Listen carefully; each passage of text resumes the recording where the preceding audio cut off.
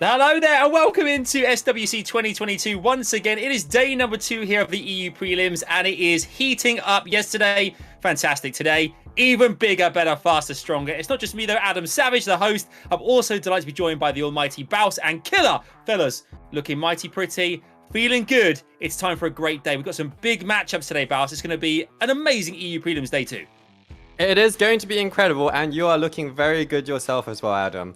I am personally really looking forward to some more thrilling and intense and exhilarating action, just like we had on day 1. On day 1, we had so many fast matches that were concluded really quickly. I'm hoping to have more of the same today, but at the same time, I do know we have some players that have some slightly slower drafts, so maybe lower your expectations for that a little bit.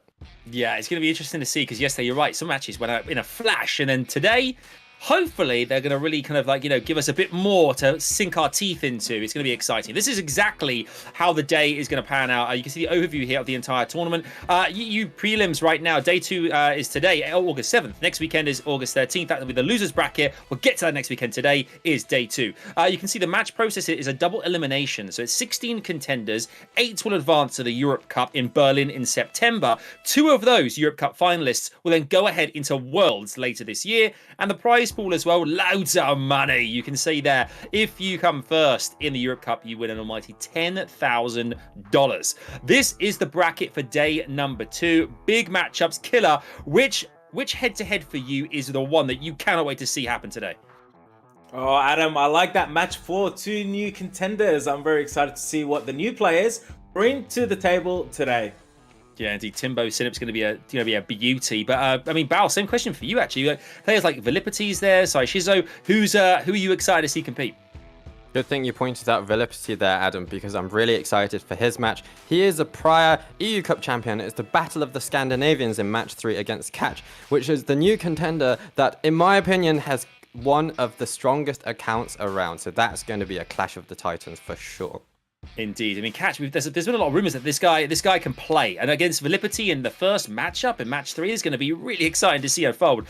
Killer, yesterday we saw a lot of different plays. Obviously, the meta changing this year. We talked about that as well. What did you enjoy about yesterday in terms of the way that our players approached it? Any particular ways in which the monsters were utilized? Any kind of artifacts you thought were really kind of pivotal? What was a big standout for you? The damage from Pinkroyd's drafting. He was just so fast, so quick. If you blinked, you missed it. And that kind of action just excites me, gets my heart pumping, and just makes me enjoy the game much more. Yeah, I mean, how integral are having the strippers who can take a lot of, deal a lot of damage here, Baus, as well? Is it, are having tankier monsters, is that a big factor here? Or do you think it's the ones that can give the damage out and take out my units ASAP? Well, all of those strategies are legit. They all can work. But obviously, my favorite strategy is those monsters with fat damage, like Dominic, like Masha. I'm really hoping to see a lot of those units used today once again. Yeah, we saw Dominic and Masha yesterday. I mean, he just seems so strong. I think the great thing about this competition, if you guys are brand new as well to Summoners War, welcome, and it's great to have you here. I'm sure there's lots of veterans watching as well. But you'll learn so much from this. Obviously, the guys in the broadcast, Baus and Gillet, bringing you all the info, all the updates on players and strategies, tactics as well. But it's really interesting finding out, obviously, the meta changing year to year. And this year, it seems like it's a lot more. I don't know, Baus, what would you say the meta is this year for fans who are brand new to this? That is different because you said yesterday, lots of buffs going on with some of our units, but also lots of debuffs as well. Yeah, all of those things are super important. I think single target damage is the theme of this year, of the current meta. It used to be AoE damage, things like Chungpung, and we still do see the Maw and the Chungpung and units like that, but they're supplemented really well by units like Masha, and actually you can combine them, as Pinkroyd does, to devastating effect. Yes, you certainly can. Pinkroyd was a beast yesterday. Speaking of exciting things coming up as well, obviously Berlin, we've got this matchup you can see here. SEIISHIZO versus LIVERT coming your way. That's our next match. But very quickly, Killer, Berlin, September, Europe Cup. We're going to have an offline event. This is amazing. I'm just excited to be in the same place as everyone that enjoys this game as much as we all do. And it's going to be exciting and amazing. And the atmosphere is going to be It is. It is. The family coming together. Right, SEIISHIZO, let's look at our first matchup here. Baus, SEIISHIZO, what jumps off the screen for you? What is most exciting? I can see that win rate there, 70.1%. That is insanely accurate. It is incredible, and it is because this man, SEIISHIZO, lives and breathes Summoner's War. He spends so much time analyzing his own draft, the draft of others, the meta in general, and the win rate speaks for itself in that respect. He's not actually needed to play that many matches to finish a huge rank 5 last season. Yes, and his competitor here, LIVERT, as well. We saw both these guys last year compete in SWC, so they're used to this killer. They got the experience from last time, but obviously this is another shot to get into the Europe Cup. And obviously LIVERT here as well, we can see some great stats. We can see his stats right there, but his most picked units is something that you don't see every day. So it's going to be interesting to watch how he uses these different units that nobody else uses into the RTA match today. Yeah, indeed. We saw that yesterday. We saw ISMO, for instance, was one of those that really stands out for us. That he suddenly delivered. He brought a unit out we weren't expecting. Kind of surprised us, Baus. I think we're going to see a lot more surprises today, but maybe not quite as early on as ISMO used this yesterday. Yeah, I certainly hope for some surprises. And I was thinking just earlier, and we were talking about how good Dominic would fit into LIVERT's draft, because it brings the HP lead. LIVERT likes to bring that sustain, so let's see if he's managed to summon a Dominic recently.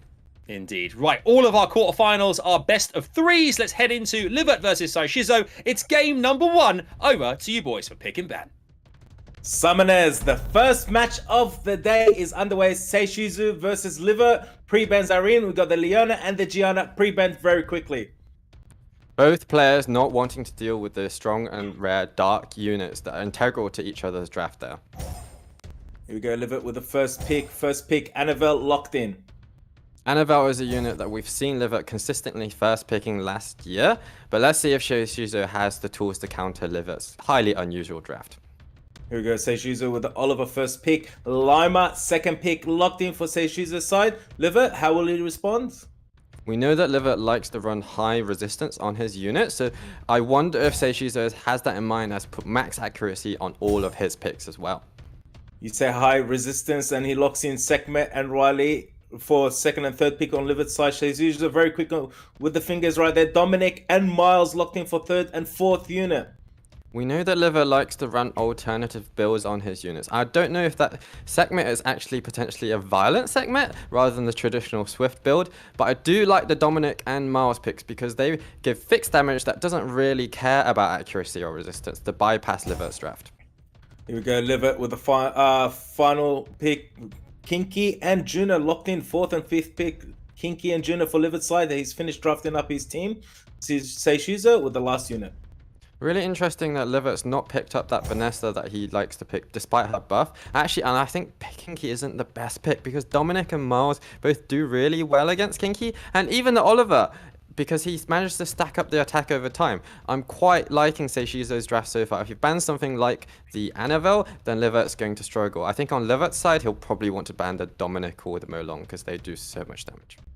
SEIISHIZO with the final pick, bringing out that Molong. 4 more seconds for the bans. Lima gets the ban. Sekhmet gets the ban. Leader skills will be selected any moment now. Oh boy, I think SEIISHIZO is going to take that first time with the Oliver and take out one of LIVERT's units turn 1. Here we go, guys. The first match, first set of the day. Best of 3. LIVERT versus SEIISHIZO. Who will be taking that first turn? I think you'll want to focus down the Annabelle here, the biggest threat.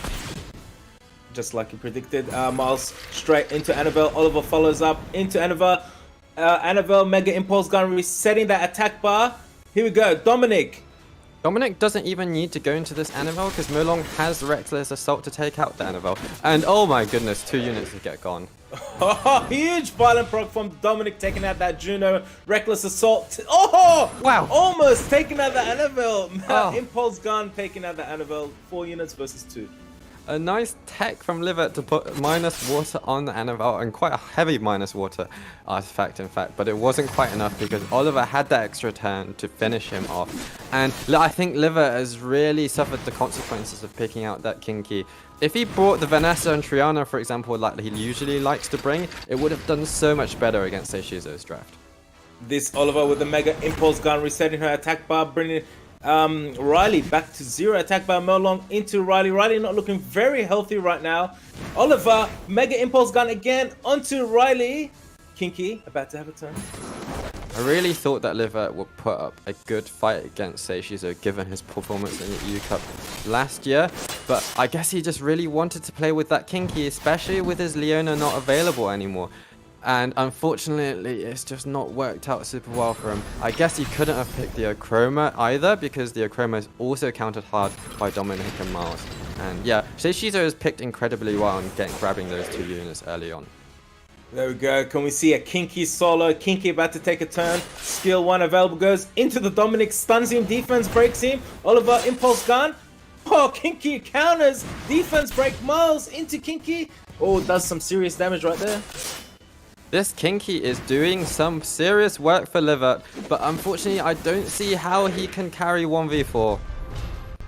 Here we go. SEIISHIZO taking that first set of the first match of the day. Best of 3, still anyone's game. Yes, it is. I mean, the Kinky tried very hard there to remain in the game for LIVERT, but Dominic and Oliver proving just too strong there. Baus, 2 units that just delivered hit after hit, taking away, knocking away at LIVERT's damage there, and just, you know, he couldn't live up to the same, I guess, with the expectations that we had there was to be a lot closer. But SEIISHIZO, too strong. Precisely. SEIISHIZO's drafting was immaculate, and LIVERT did not successfully counterpick against Dominic and Miles and Molong, all of these units that do really well against LIVERT's resistance, because those units just do fixed damage. They don't care about resistance. So I think also the Lamer ban was a little bit unnecessary, because that's one unit that does care a little bit. So I'm sure LIVERT will be thinking about how to switch things up in the second game. Do not discount him just yet. Yeah, never underestimate a player in SWC. Anything is possible here. For you, Killer, as well. You know, Oliver's been used a lot by our players in this season. What makes him such a strong unit to have in your arsenal? His kit is just stacked, you know, resetting the attack bar, additional turns, increasing attack bar, just over and over again, and it just gets overwhelming over time.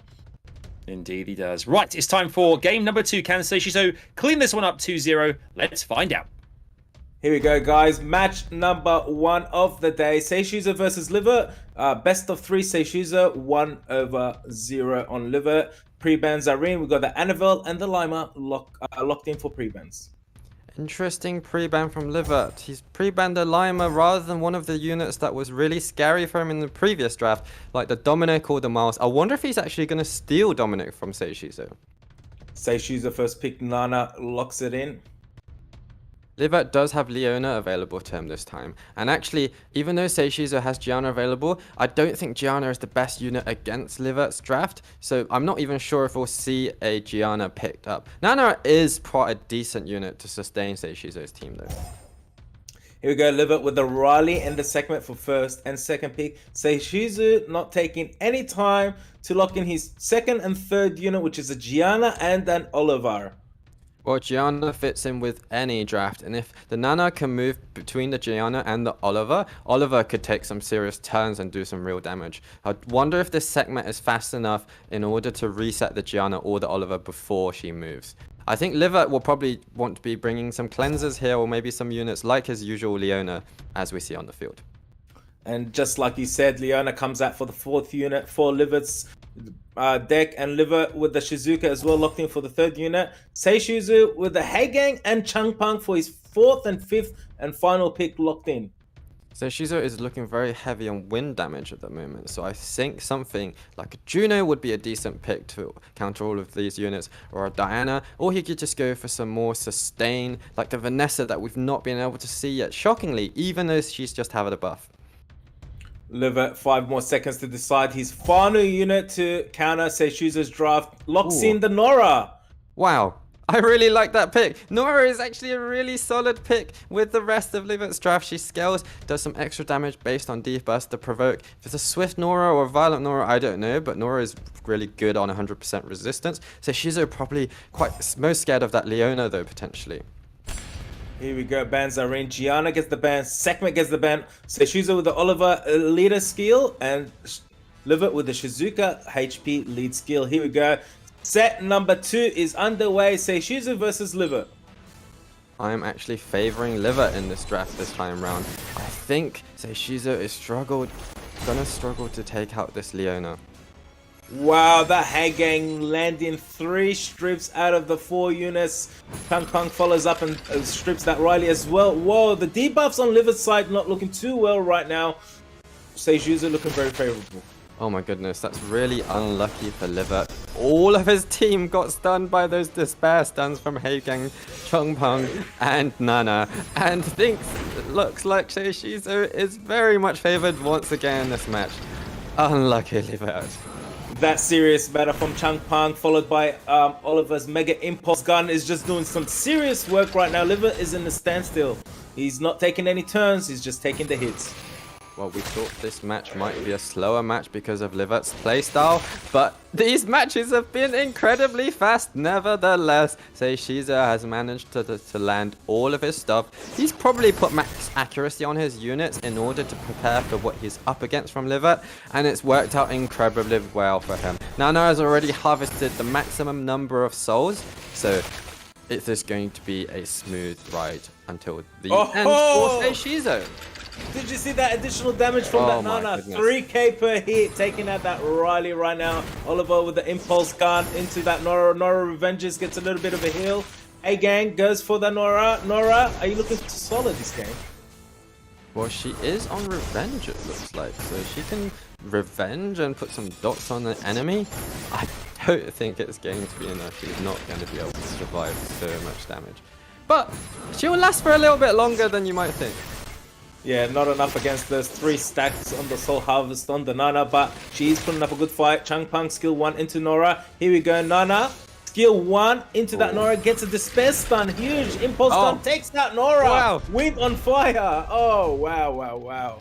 Wow. SEIISHIZO, our first semi-finalist of the day with a 2-0 victory. We are all stunned by how quickly that was, by how quick it all went, what happened. But also, I guess LIVERT's monsters all stunned as well, Baus. That was the key factor, I think, at the beginning of that game. LIVERT just couldn't respond to SEIISHIZO's attacks.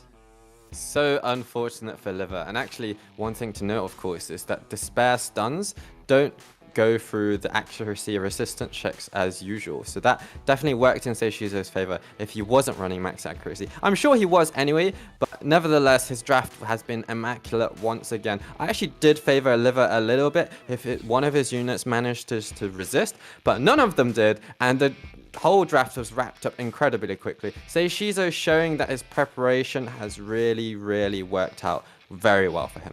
Great job to SEIISHIZO. Yeah, great job. He absolutely means business this year. I mean, killer as well. LIVERT there, you seem to, both yourself and Bauer seem like, okay, he's got a great, set of monsters going into this second game. Is there anything he could have done differently in the pick and ban phase, you think, to give him an advantage? Or do you think it was just SEIISHIZO being too strong? I don't think he could have done anything differently, because the power that just came off was just so overwhelming, and he just couldn't handle it. And I'm so excited to see, like, it was such a great start to the day today. Yeah, it really is there. The RNG playing a massive factor as well there. SEIISHIZO progresses to semi-finals later on, but match 2 will determine his opponent. We've got New versus Guts the Berserk coming your way in this second matchup. You can see him there on screen. Obviously, we're familiar with Guts the Berserk from last year, Baus. We were singing his praise, just a great name in general. Guts, I mean, what a ledge. But new as well, relatively new, I think, to SWC. What can you tell us about these players that you're excited about? Well, you hit on the nail on the head there. New is a new challenger, and he has some really interesting units in his pocket. We actually see the Feng Yan as one of his favorite units, which is not a unit we see very often. And he had an incredibly high finish with not many matches played. I think he has a really nice rune quality, actually. And those nice light dart units of Nestis and Volantis are going to put him in good stead in this match. They certainly are, yeah. And I'm looking at our new as well. I think a newcomer as well, a rising star, is always exciting to see exactly what happens with these guys. What do you think is going to happen for Guts there? What could he possibly do to get in the mix here? I know last year Guts was new, but this is his second year around, so he has a little bit more experience. Maybe he can bring that experience to the table and not get, underwhelmed by new. I think Adam has just disconnected. Well, that's all right, because I also think that this is going to be an incredible match, and I'm so excited to see which one takes the lead. I think this is going to be a really close one, and I mean, honestly, GUTSTHEBERSERK has a really interesting draft himself. Not just new with the Nephthys and the Volantis. Guts has some units that he likes to pick that we don't see that often from other players, like a Tessarian. I know he really liked the Icarus last year as well. I wonder if he's going to bring those around this time. So yeah, I'm looking forward to this match. It's getting started very shortly, Killer. Let's go. Well, we did have a good start to the day with the first match, and this second match I'm actually excited to see what both players bring to the table. I haven't seen New play before. I've seen Guts play previously, and I've seen him on his streams and his videos. So I'm very interested to see how these two stack up against each other. Yes, of course, Guts is a well-known streamer as well, and you know, the French community will be very familiar with him, and I'm sure all those Frenchies out there will be rooting for him. On the other hand, I'm sure many Germans will be rooting for New, so let's go. Will he make it to Berlin? Or either of them? Ladies and gentlemen, match number 2, New versus GUTSTHEBERSERK. Pre-bans are in, Volantis gets the ban, Oliver gets the ban. What are we expecting, boss? Well, Volantis, one of New's favorite tools, has been pre-banned, but he still has the Nephthys in his pocket, and of course he still has the Feng Yang available to him. GUTSTHEBERSERK, I have no idea what he's been running lately, but I do like that first pick, the Praha. First pick from GUTSTHEBERSERK, locked in Praha for the first unit. New responds with the Juno for the first pick, and the Wusa for the second pick. Double Oracle so far, and both strippers. So I'm surprised that New has bought that Wusa even though the Praha was already there. But it looks like he might really push for this first turn. Here we go, GUTSTHEBERSERK with the Tessa and the Molong locked in for his second and third unit. Wedget for Nayu's third unit, speed lead. Nayu with this Nephthys for the fourth, yes, and another speed lead locked in for his fourth unit. GUTSTHEBERSERK with the Tetra. And what will his final unit be? This is such an interesting matchup so far. GUTSTHEBERSERK has indeed picked up one of his favorite units, the Tessarian, probably hugely efficiently ruined, and the Molong, a really nice pick to bring fixed damage. I'm really favoring Guts' draft right now with the Miles as well. He could take out a unit turn 1 before New gets the chance. GUTSTHEBERSERK with the Miles last pick. Nayu brings out that Feng Yang, guys. First time seeing Feng Yang in SWC this year. Gets the ban very quickly. Prague gets the ban as well on GUTSTHEBERSERK's side. Not too surprised, that being New's first primary source of damage. And now GUTSTHEBERSERK. The question is the Miles and Molong gonna get to move and take out one of New's units really quickly or not? Here we go, Nayu with the first turn on the Wusa. Skill 3 goes up with the shield and an immunity for Nayu's team. That is a really fast Wusa. I wonder if it's a swift Wusa and a violent Wedget, or both swift. I have no idea. But this Nephthys has actually able to take advantage of the lack of will runes on GUTSTHEBERSERK's team potentially. Here we go, skill 1 Nephthys into that Tessa, landing that attack break, landing that silence on the Tessarian. I think this match is going to be a long one today, but GUTSTHEBERSERK, he actually has 3 water units on his side of the field versus the Juno, so the Juno isn't going to be able to do very much once this Nephthys is gone. That Nephthys is gone. Deadly Charm no longer in play. Wedget about to take a turn. As I predicted, the Molong and the Miles combo was able to snipe a unit, and Nephthys did not even use get the chance to use Curse of the Beautiful. In fact, I'm really surprised that he held back on that skill. Here we go, Tessarian landing that Oblivion on Juno. Juno's passive no longer in play. Miles, additional turn, takes that Juno. Huge move right there.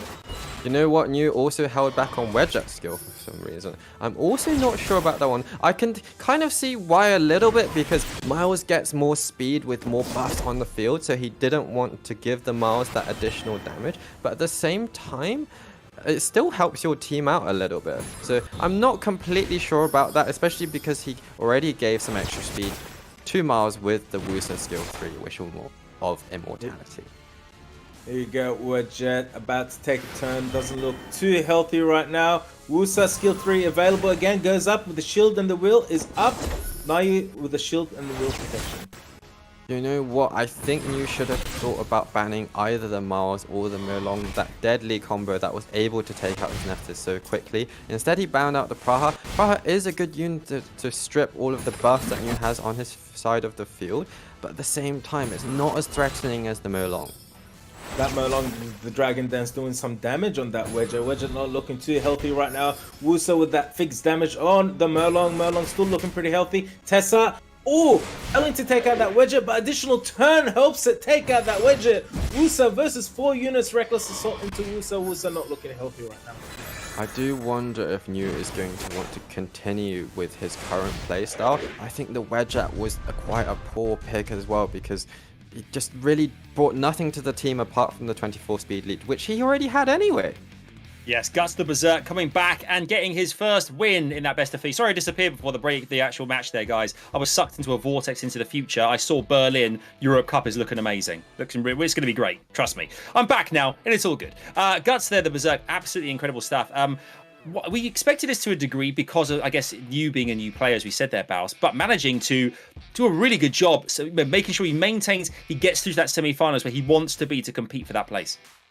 Well, I think we've seen that he has put up a good fight, but it wasn't quite enough so far. And I think the fact that he wasn't able to utilize his usual draft, this being SWC mode, the Volantis was pre-banned, which is a really cool part of his draft, and also Guts prepared specifically for the kind of new units that New was going to bring. I think New is definitely going to have to shake things up in the next match if he's going to stand a chance to beat Guts and possibly make a comeback. Yeah, do you think New at this point can do it? Killer, can he get back into this somehow and compete for that second place in the semi-finals? Adam, I do have faith that he can do it, and the second set is starting now, so we're about to see what and how New will adapt to Guts the Berserk. The pre-bans are in. We got the Marsha and the Dominic pre-banned. Interesting stuff. We didn't actually see either unit being picked up in the previous match, so I have no idea why they are pre-banning those 2 units rather than something like the Nestis or maybe even the Feng Yang. New with the first pick with Juno locked in. Guts the Berserk going with the Praha and that Tessa for the first and second unit. New going with the Feng Yang and Volantis for second and third unit. Well, finally, we're going to get to see New's usual draft. The Feng Yang, his Volantis, the Juno, those double AoE strips. Probably going to see him Nestis after this. Guts the Berserk is going to be thinking, he brought out that Merlong Miles combo last time around that worked incredibly well for him. And I'm thinking that might work quite well for him once again today. But I don't know if Miles is going to be the best because there's actually no buffs on New's side at the moment. Guts the Berserk goes with the Merlong third pick, Molly fourth pick. Now you're finishing up his drafting with the Nephthys and Oliver for the final 2 picks. I'm actually liking New's draft so much more than the previous round because he has the follow-up for his 2 AoE strippers, he has the double speed leads, and he's going to be able to control Guts the Berserk's team a little bit better. That Molly does sustain the team quite well, and Guts will be thinking of another unit that can potentially sustain the team here. Guts the Berserk brings out the Vanessa as his final pick. The bans will be coming in any moment now. I do like the Vanessa a lot. She brings sustain and a speed lead. That's a potential ban for New, but he might want to ban the Molong, of course, which is a really powerful source of damage. On New's side, I think the Nephthys is probably the most threatening unit. As predicted, boss, Nephthys and Merlong get the ban. Both players go with the 33 speed lead for Arena. Here we go, guys. Best out of 3, set number 2, Guts 1, New 0. Molly takes that first turn, Volantis follows up, goes for the strip on the Praha, additional turn. Well, here we go, Killer. We're gonna finally get to see some Feng Yang action. And let's see just how good this Feng Yang is from Guts. Now, Juno has a choice whether she wants to wake up the Praha and strip the speed buff or not. She does manage to strip the speed buff and land some dots while doing so with that Juno. Mega Impulse Gun from Oliver into that Molly, pushing back the attack bar. Impulse Gun into Praha, pushing a little bit of that attack bar. Oliver with that Impulse Gun again onto Vanessa. Look at all these debuffs from Volantis on Guts the Berserk side with all those dots. The Tessa is definitely the most threatening unit for New, which counters the Feng Yang and the Juno really hard. If Oliver manages to reset the Vanessa and take out the Tessa in that space of window, then things are going to be looking good for New. But at the same time, Oliver looking a little bit unhealthy at the moment. We know that Guts has some really efficient units. Huge violent proc from Vanessa, taking that Oliver out, but that Feng Yang doing some serious damage into Vanessa. Volantis taking that Vanessa out. Skill 1, Tessarion, Oblivion onto Volantis. Wow, we have seen the power of got news to Feng Yan. How much damage did that Feng Yan did? Absolutely insane. He has been farming those artifacts. Now it's up to Tsareon if he manages to deal with this Feng Yang successfully or not. That Feng Yang skill 1 is doing 4.5 per hit. That is some huge damage on that molly previously. Feng Yang with the Oblivion on. Valentis, Oblivion on from that Tsareon. Praha has the heal. Goes for skill 1. Takes out the Valentis. Anyone's game right now. This is so close. Well, that's it. The Oblivion is actually crucial for New, or rather Guts, in order to deal with that Feng Yang. But the Feng Yang was able to cleanse the Oblivion. And now let's see if Juno and Feng Yang can take out this Tessa before Tessa does the same right back to him. Juno with a huge stun on that Tsareon. Feng Yang missing that defense break. Juno again into the... Oh, Tsareon procking out of stun, landing Oblivion. Revenge from the Juno. Praha taking out that Juno. This is... Oh my god, I can't say anything. Oh my goodness. What a match, Killer. What a match. It's been so back and forth. I never thought I'd be so excited to see these slow drafts after seeing so many fast matches last time. But this just been genuinely thrilling. And I think Feng Yang is heavily favored against this Praha. Although Praha is doing some serious damage with the additional damage artifacts on the Feng Yang. I am loving this match. New with the comeback, making it 1-0. Best of 3. Next set is the decider, moving to the semifinals. What an amazing match from these two players right now. That was amazing to watch. I love the fact as well that Killer lost his voice in the middle of that. He couldn't talk words anymore, which was just that's how caught up he was in it all. Incredible to see there. I think that, we could all say we love watching Summoner's War when you've got trading blows back and forth and it can go any way, Baus. Exactly. That's not something we've seen very often in the EU prelims so far, but that match was probably the most gripping match of the tournament that I've seen to date. And the Feng Yan was incredible. It does so much damage, so tanky, incredible artifacts probably on the Feng Yang. And good job to New, because that's not a unit we see other players utilizing so much. Even though Guts, his trademark Tsareon, was on the field as well, the Feng Yan was able to overpower the Tsareon with the help of Juno. Great job to New. Yeah, great job indeed. Okay, this next matchup, whoever wins set 3 in this best of 3 progresses through to face SEIISHIZO in the semi-finals. Pick and ban is coming our way. Killer, tell us, who do you think is going to take this one? Oh, I like that comeback from Nayu. I like Guts the Berserk. Oh, I'm going to go with Guts the Berserk. Here we go, guys. Set number 3, the match point for both players. Pre-ban Zareen, Oliver, and Valentis get the pre-ban. That's a good pre-ban from Guts the Berserk. I think the Dominic pre-ban that he made last time really didn't do very much because New has not been using Dominic anyway. But the Valentis is crucial to New's draft because then he loses one of his AoE strippers. Guts the Berserk picking up that Praha for the first unit. Nayu responding with the Juno and Dominic for first and second unit. Well, I say that, but he's brought out the Dominic anyway. I wonder if he still wants to bring the Feng Yang now that he has the Dominic. Two quite similar units, actually. Dominic doing fixed damage based on attack, whereas Feng Yang doing fixed damage based on defense. And of course, the Tessara is an excellent counter to all 3 of these units. Those 2 and the Juno. Guts the Berserk picking up that Tessarion for the second unit. Vanessa, third unit. Nayu, New responding with the Wusa and the Feng Yang for the 4th unit. Well, he decides he does want to pair those 2 units. And actually, the Wusa, well, he also does fixed damage, but not quite the same. I wonder if actually a Molong would have go quite well with New's draft, especially because Guts already has the Praha as a strip there. I'm sure that Guts will be thinking about a secondary stripper, something like the Miles, or just bring out the Molong, which works so well for him in game 1. Guts the Berserk bringing out Marsha for the 4th unit. Bolvar for the final unit. New with the Nephthys for the final unit. Is he going to lock it in? He does not lock it in. Takes it back out. Brings out the Wedget. Locks in the Wedget. Wedget does have good synergy with Feng Yang. Guts was able to break out that pairing in the previous match. And I wonder if Guts is going to ban the Feng Yang again in this match. He does not. The bans are in. Dominic, Vanessa get the ban. Guts the Berserk goes with the resistance lead. New goes with the Wedget speed lead. Oh, very interesting. Here we go, guys. Match point for both players. Who will move on to the semifinals? Bolverk does counter a couple of New's units quite well. Both Wusa and Wedget are going to give Bolverk snacks. The question is New going to let him do that? And how much damage is a defense buff Feng Yang going to do? Probably a lot. Here we go. Juno going for the strip and only landing the strip and the dot on the Marsha.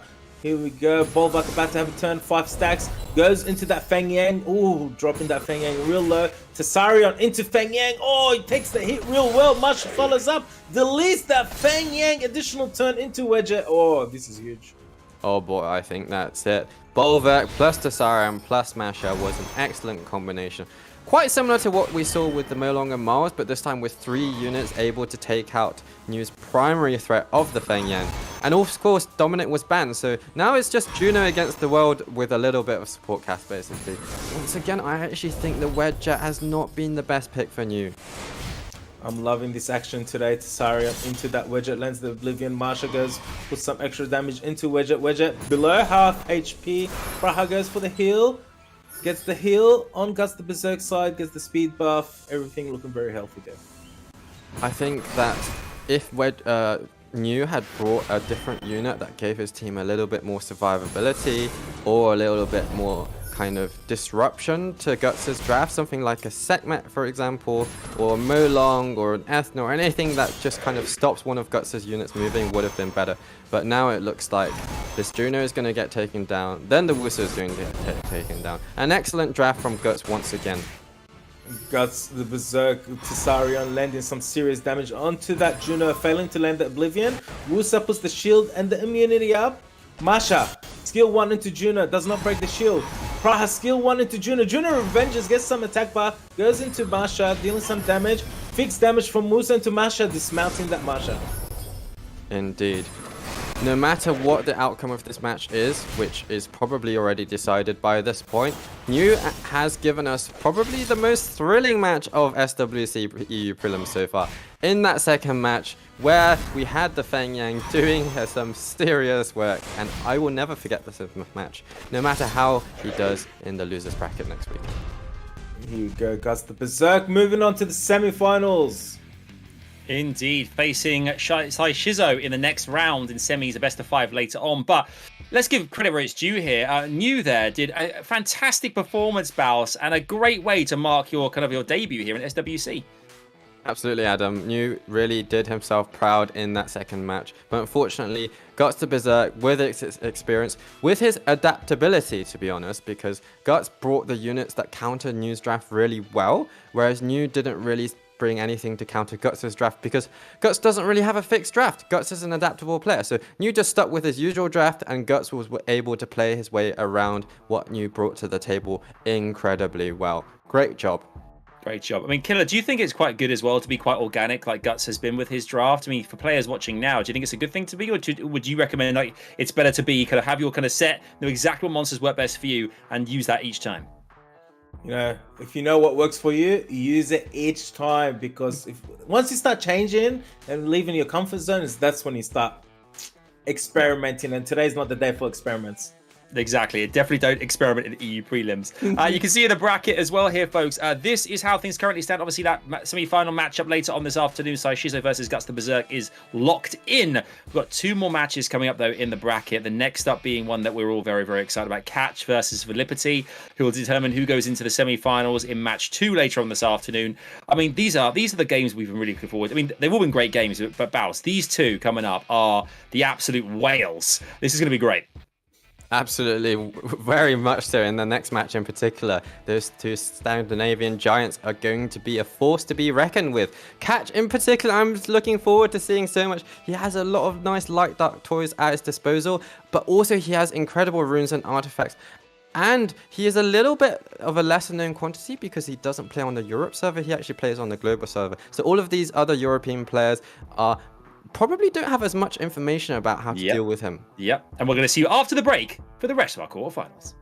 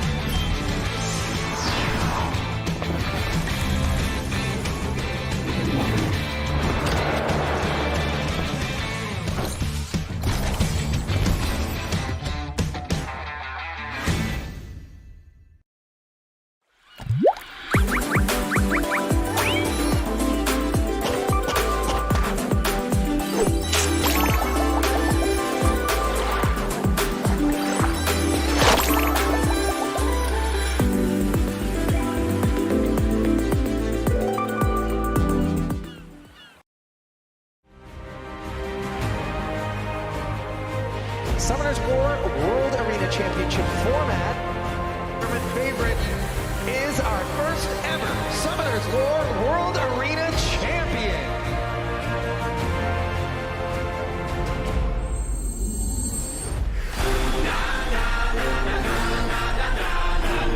That's enough! He takes it! BD is our champion! It's Doug is going to be this year's SWC champion. Legendary like my birthplace. It's my time like my birthday.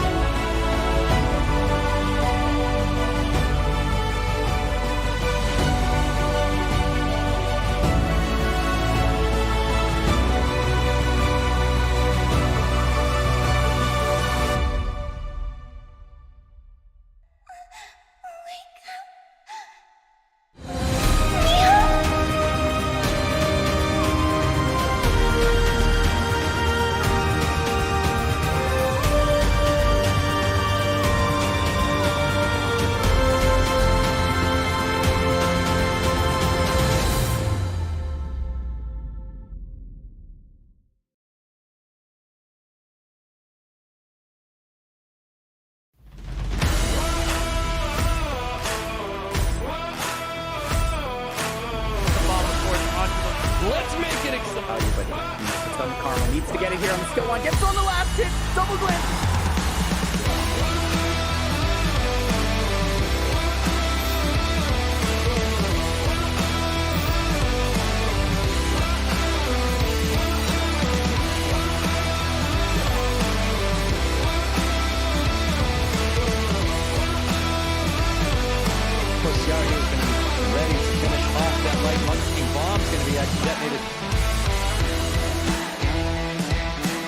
Here, it might not be enough. That needs to go down. Glancing here with the start, but Karma with the violence rock. Oh! He does so much well. So good at getting free right here. Ooh. Savannah Lulu.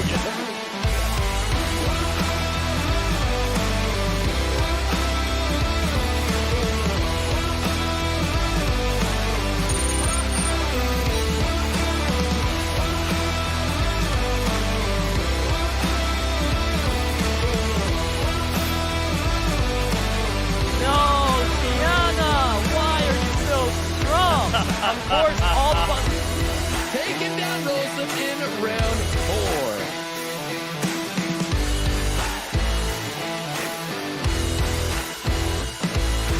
Consumption Conan Leo using these low base units. He needs to go for the third skill, but what I think the top to do is just a little more sustained to keep his team healthy.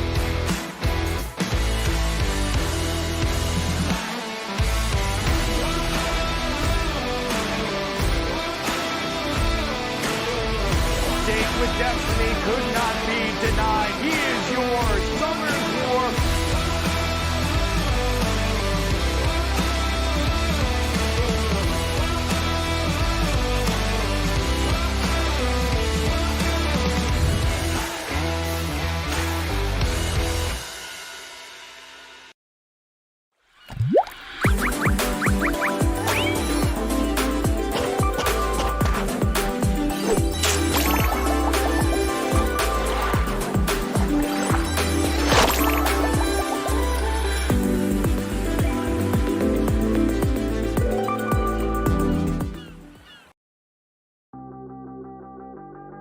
When you're running out of luck, need to get unstuck, so go off.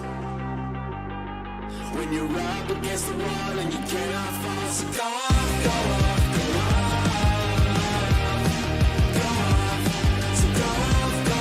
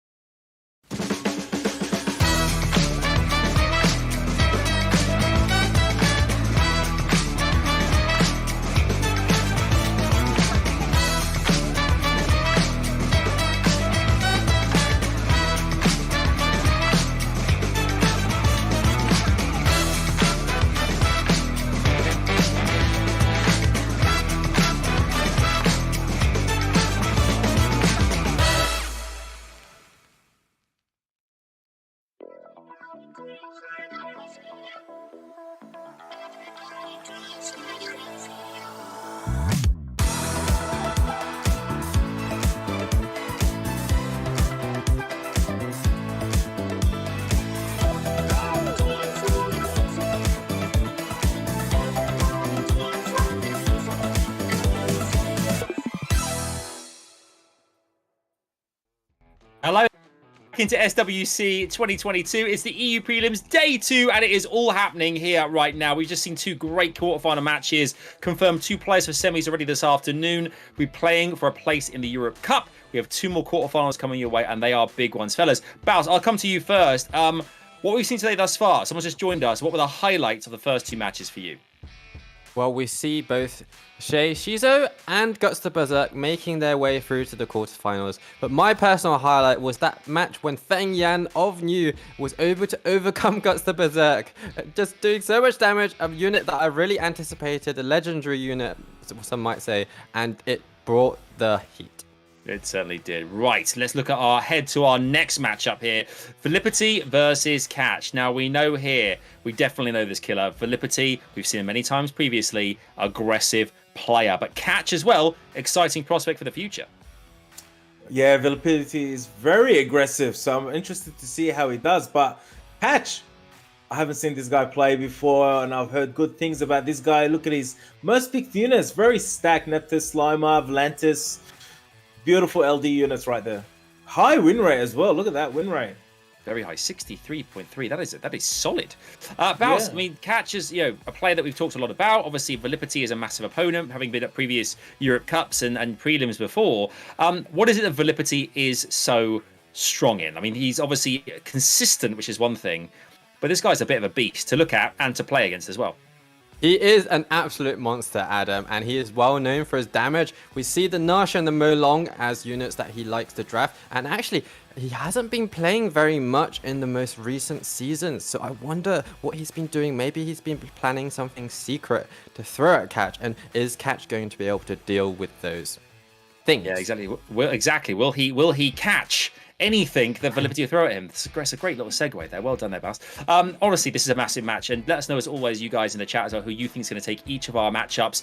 This one's very exciting. Will it be a rising kind of star of tomorrow, or the solid stalwart veteran that we know that is VIILIPYTTY? Let us know in the chat, and you guys being a part of this show makes it even more exciting for us. So definitely get involved. Right, it's time for pick and bans. Game 1. This is a best of 3, of course, being a quarterfinals. Who will win this, Catch or VIILIPYTTY? First of 2 in a best of 3. Let's head over to you boys, Baus and Killer, to bring us all the action. Summoners, hold on to your seats because this is going to be a great match coming from match number 3 of the day. Catch versus VIILIPYTTY. All right, pre-bans. Well, that is a surprise for me, Killer. VIILIPYTTY looks like he has actually done some matches this season. He is at 1,400, which means he has done his placement matches. Here we go. Nasha and the Volantis are pre-banned. 2 monsters that we saw most used for both players. I am liking looking at those 3 silver stars there. Unfortunately, we're not going to be able to get to see those rare light dark units though. VIILIPYTTY with the Marsha first pick. Very quick, locked in. I'm sure that VIILIPYTTY has a really complete box, and also we know that he likes damage, so this is almost his prime meta. If he brings out the Masha and the Dominic and some of his other powerful damage dealers and he takes that first turn, it's going to be tricky for Catch. Catch responds with an Oliver first pick. Lima second pick has locked them in.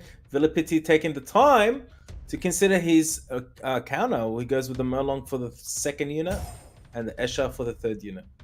I do like that Escher pick actually. VIILIPYTTY signaling he wants to take that first turn. With Escher speed boots into Molong and Masho, he's going to be able to take out a unit quite quickly. Catch is going to have to think about how he can deal with this draft. He's probably going to want to bring something that helps him outspeed VIILIPYTTY, because VIILIPYTTY doesn't have any speed leaders at the moment. Catch brings out that Changpang and the Nephthys with also another speed lead on his draft, locked in for the 4th unit. Well, Catch does have a 2nd speed lead, but he still doesn't have a unit that helps him take the first turn. So VIILIPYTTY brings a secondary speed lead or another attack bar booster or something like that, then that would work out really nicely. But instead he decides to go for some hard Nephthys counters. Interesting stuff. Very hard. He goes in with the Juno and the Veramos as his final pick. Very interesting catch with a Barbara as this final unit.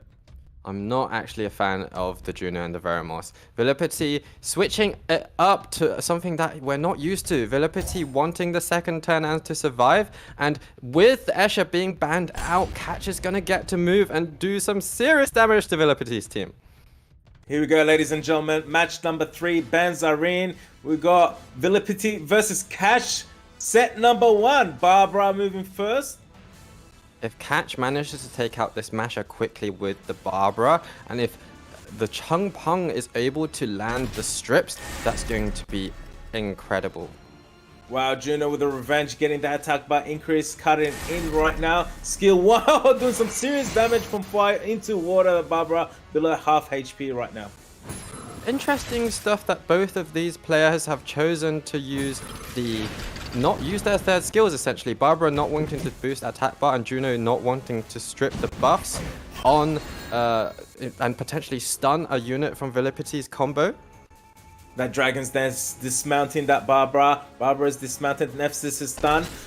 Oh, Marsha into Oliver. Oliver, impulse gone. Will he go back into Veramos again? Goes into Veramos. Veramos gets an attack by increase from the Nemesis trigger.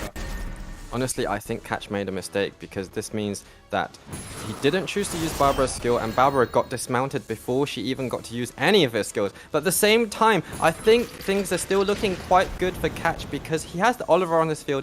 He still has the Chung Peng for reset potentially. And that means the Barbara might get another turn if Chung Peng successfully pushes down the attack bars.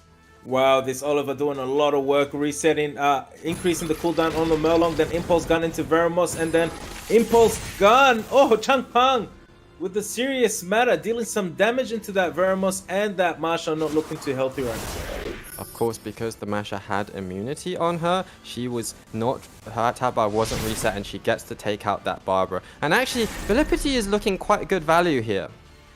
Here we go, Oliver with the Impulse Gun again, which is the skill 2. Will he go into Veramos and try to take it out? Or will he direct his damage elsewhere? Goes into the Marsha, increases that cooldown. Chung Peng, skill 1, into Veramos. No! Leaving it surviving by an inch.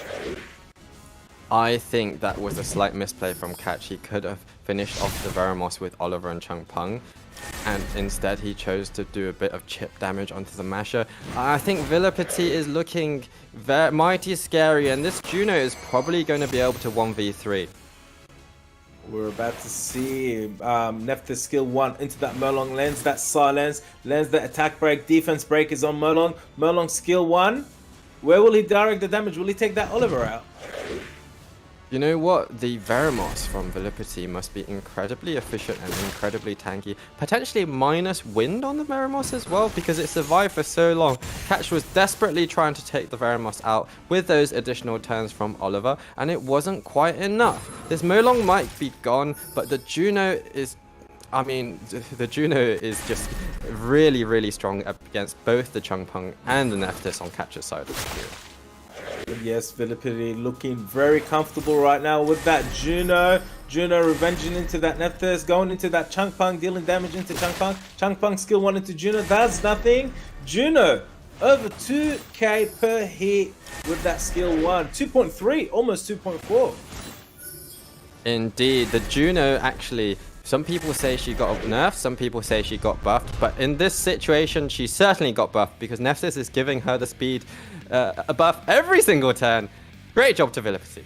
Indeed, that's a 1-0 to VIILIPYTTY there, and you guys said it. You hit the nail on the head there. Juno dealing such big damage, the experience there shining through from VIILIPYTTY, and managing to sustain and get a 1-0 in his favor there, Baus.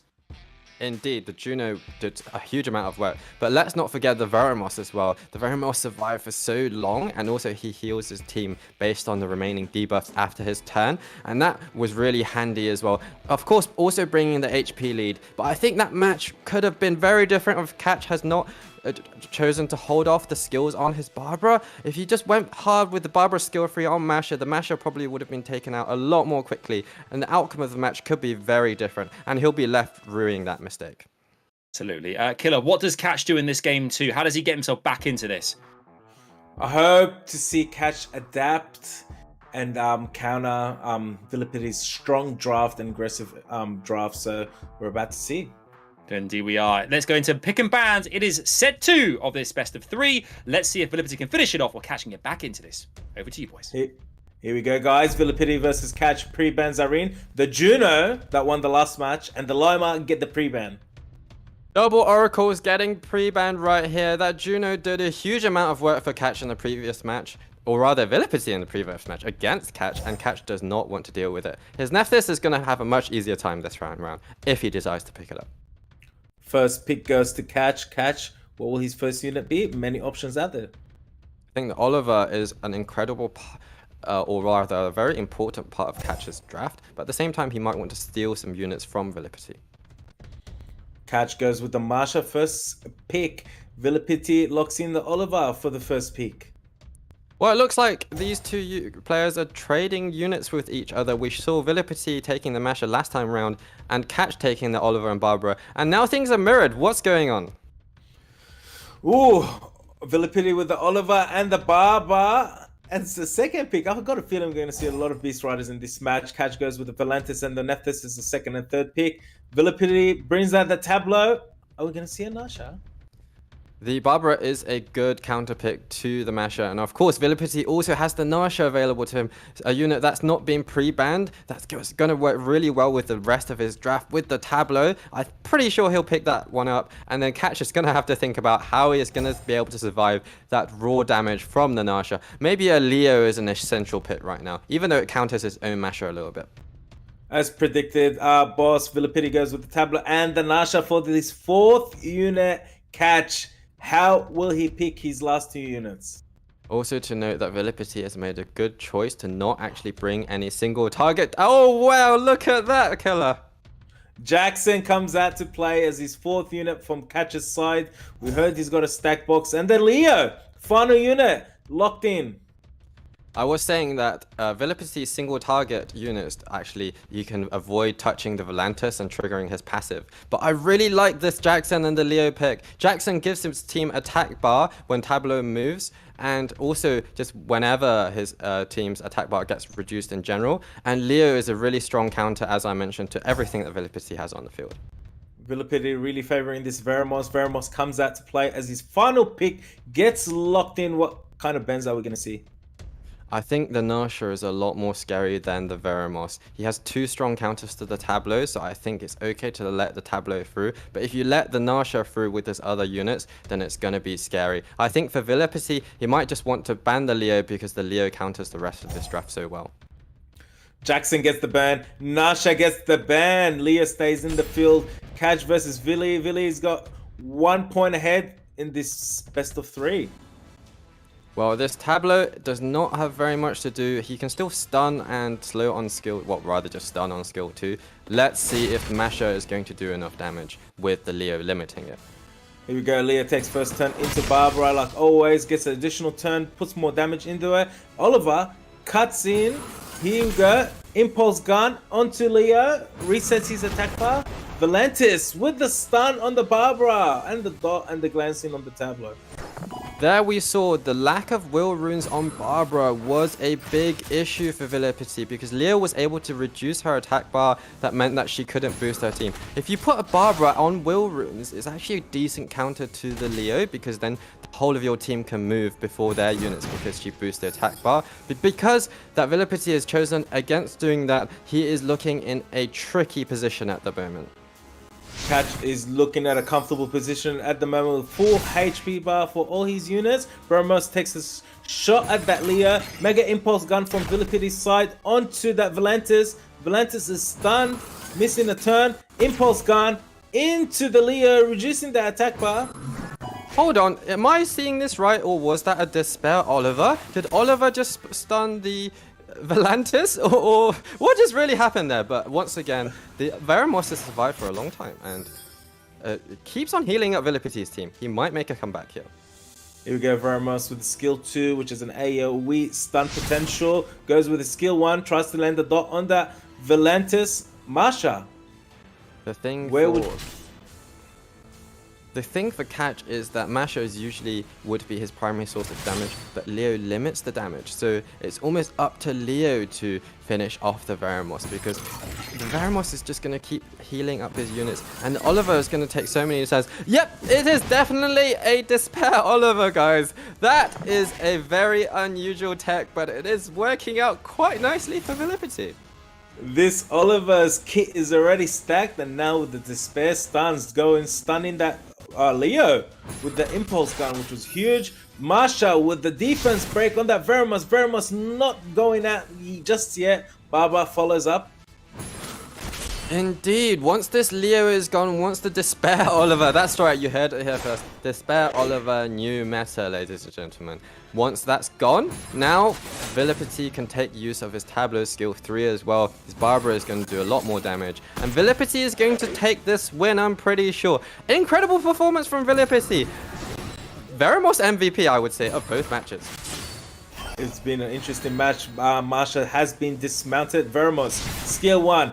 Into Masha, gets the dot, Mega Impulse Gun, into the Nephthys, attack bar back to 0, Impulse Gun, into Nephthys, increasing the cooldown. Masha into Veramos, taking that Veramos out. Are we going to see a comeback? Masha, skill 2, deleting that, Barbara, skill 2, deleting that Masha. Honestly, I think Catch has drafted pretty well in both of these matches, but VIILIPYTTY's quality of his runes probably is what has potentially made the difference, because I don't think Catch has made too many mistakes in his draft. All right, guys, 2-0 to VIILIPYTTY. That's one thing, and the runes exceptional from VIILIPYTTY. But let's talk Despair Oliver. What are we seeing here, Baus? The new meta. It is here right now. It is here, and it is here to stay. Personally, it makes 0 sense to me, because you usually want to put Despair runes on units that are AoE, so they have the potential to stun more than one unit at a time. He's put it on a single target unit. I mean, why not? You know, if you have some nice Despair runes lying around, and if you don't have another unit to put them on, you could put them on Oliver, and you could just do what VIILIPYTTY's done just there. He managed to do some really crucial stuns, actually, on both the Volantis and the Oliver. So I suppose in that match, it wasn't just the quality of VIILIPYTTY's account and his runes, it was the Despair RNG. He got some really lucky stuns on Catch's units as well. We wanted to see treasures happen in front of your very eyes on EU prelims, and that's exactly what we're getting. We're getting the good stuff. We love to see it. Killer as well, obviously, makes our way in towards our next bracket match. Obviously, VIILIPYTTY going through now to the semi-finals later on, but TIMBO versus SINIP is coming up very next. But, I mean, look at those teams though, Killer, those players, shall I say, in semi-finals right now. SEIISHIZO, GUTSTHEBERSERK, and VIILIPYTTY. 3 players. I mean, all 3 deserving places in the Europe Cups. This is going to be so tight going to semi-finals. It's going to be very tight. All those 3 names we've heard many times before in the past. Our next matchup, 2 new names. One of these 2 new names will move into that semi-finals, being the odd one out from the 4. Exactly. TIMBO versus SINIP. I mean, Baus, we talked about underdog stories yesterday, and of course, the 3 big names already into the semi-finals, but one of these 2 getting a chance at glory against VIILIPYTTY. What can you tell us? What do you know? What's the intel right now, Baus? Well, both of these players have really highly unusual drafts. Both like to turn to... TIMBO likes to pick up that Molly with some other units that pair well with the Molly. We know that he really likes to Alexandra as well, which is not a unit that other players like to pick. This is really interesting to see if his slow, sustained draft is going to work against SINIP's also Team 2 draft, which is slightly different from TIMBO's, actually. Yeah, we can see TIMBO's followed VIILIPYTTY's suit there and got down the gym. Look at these. Look, he's looking big. He's looking buff. Beastly, I should say, Killer. Let's look at SINIP's stats here as well.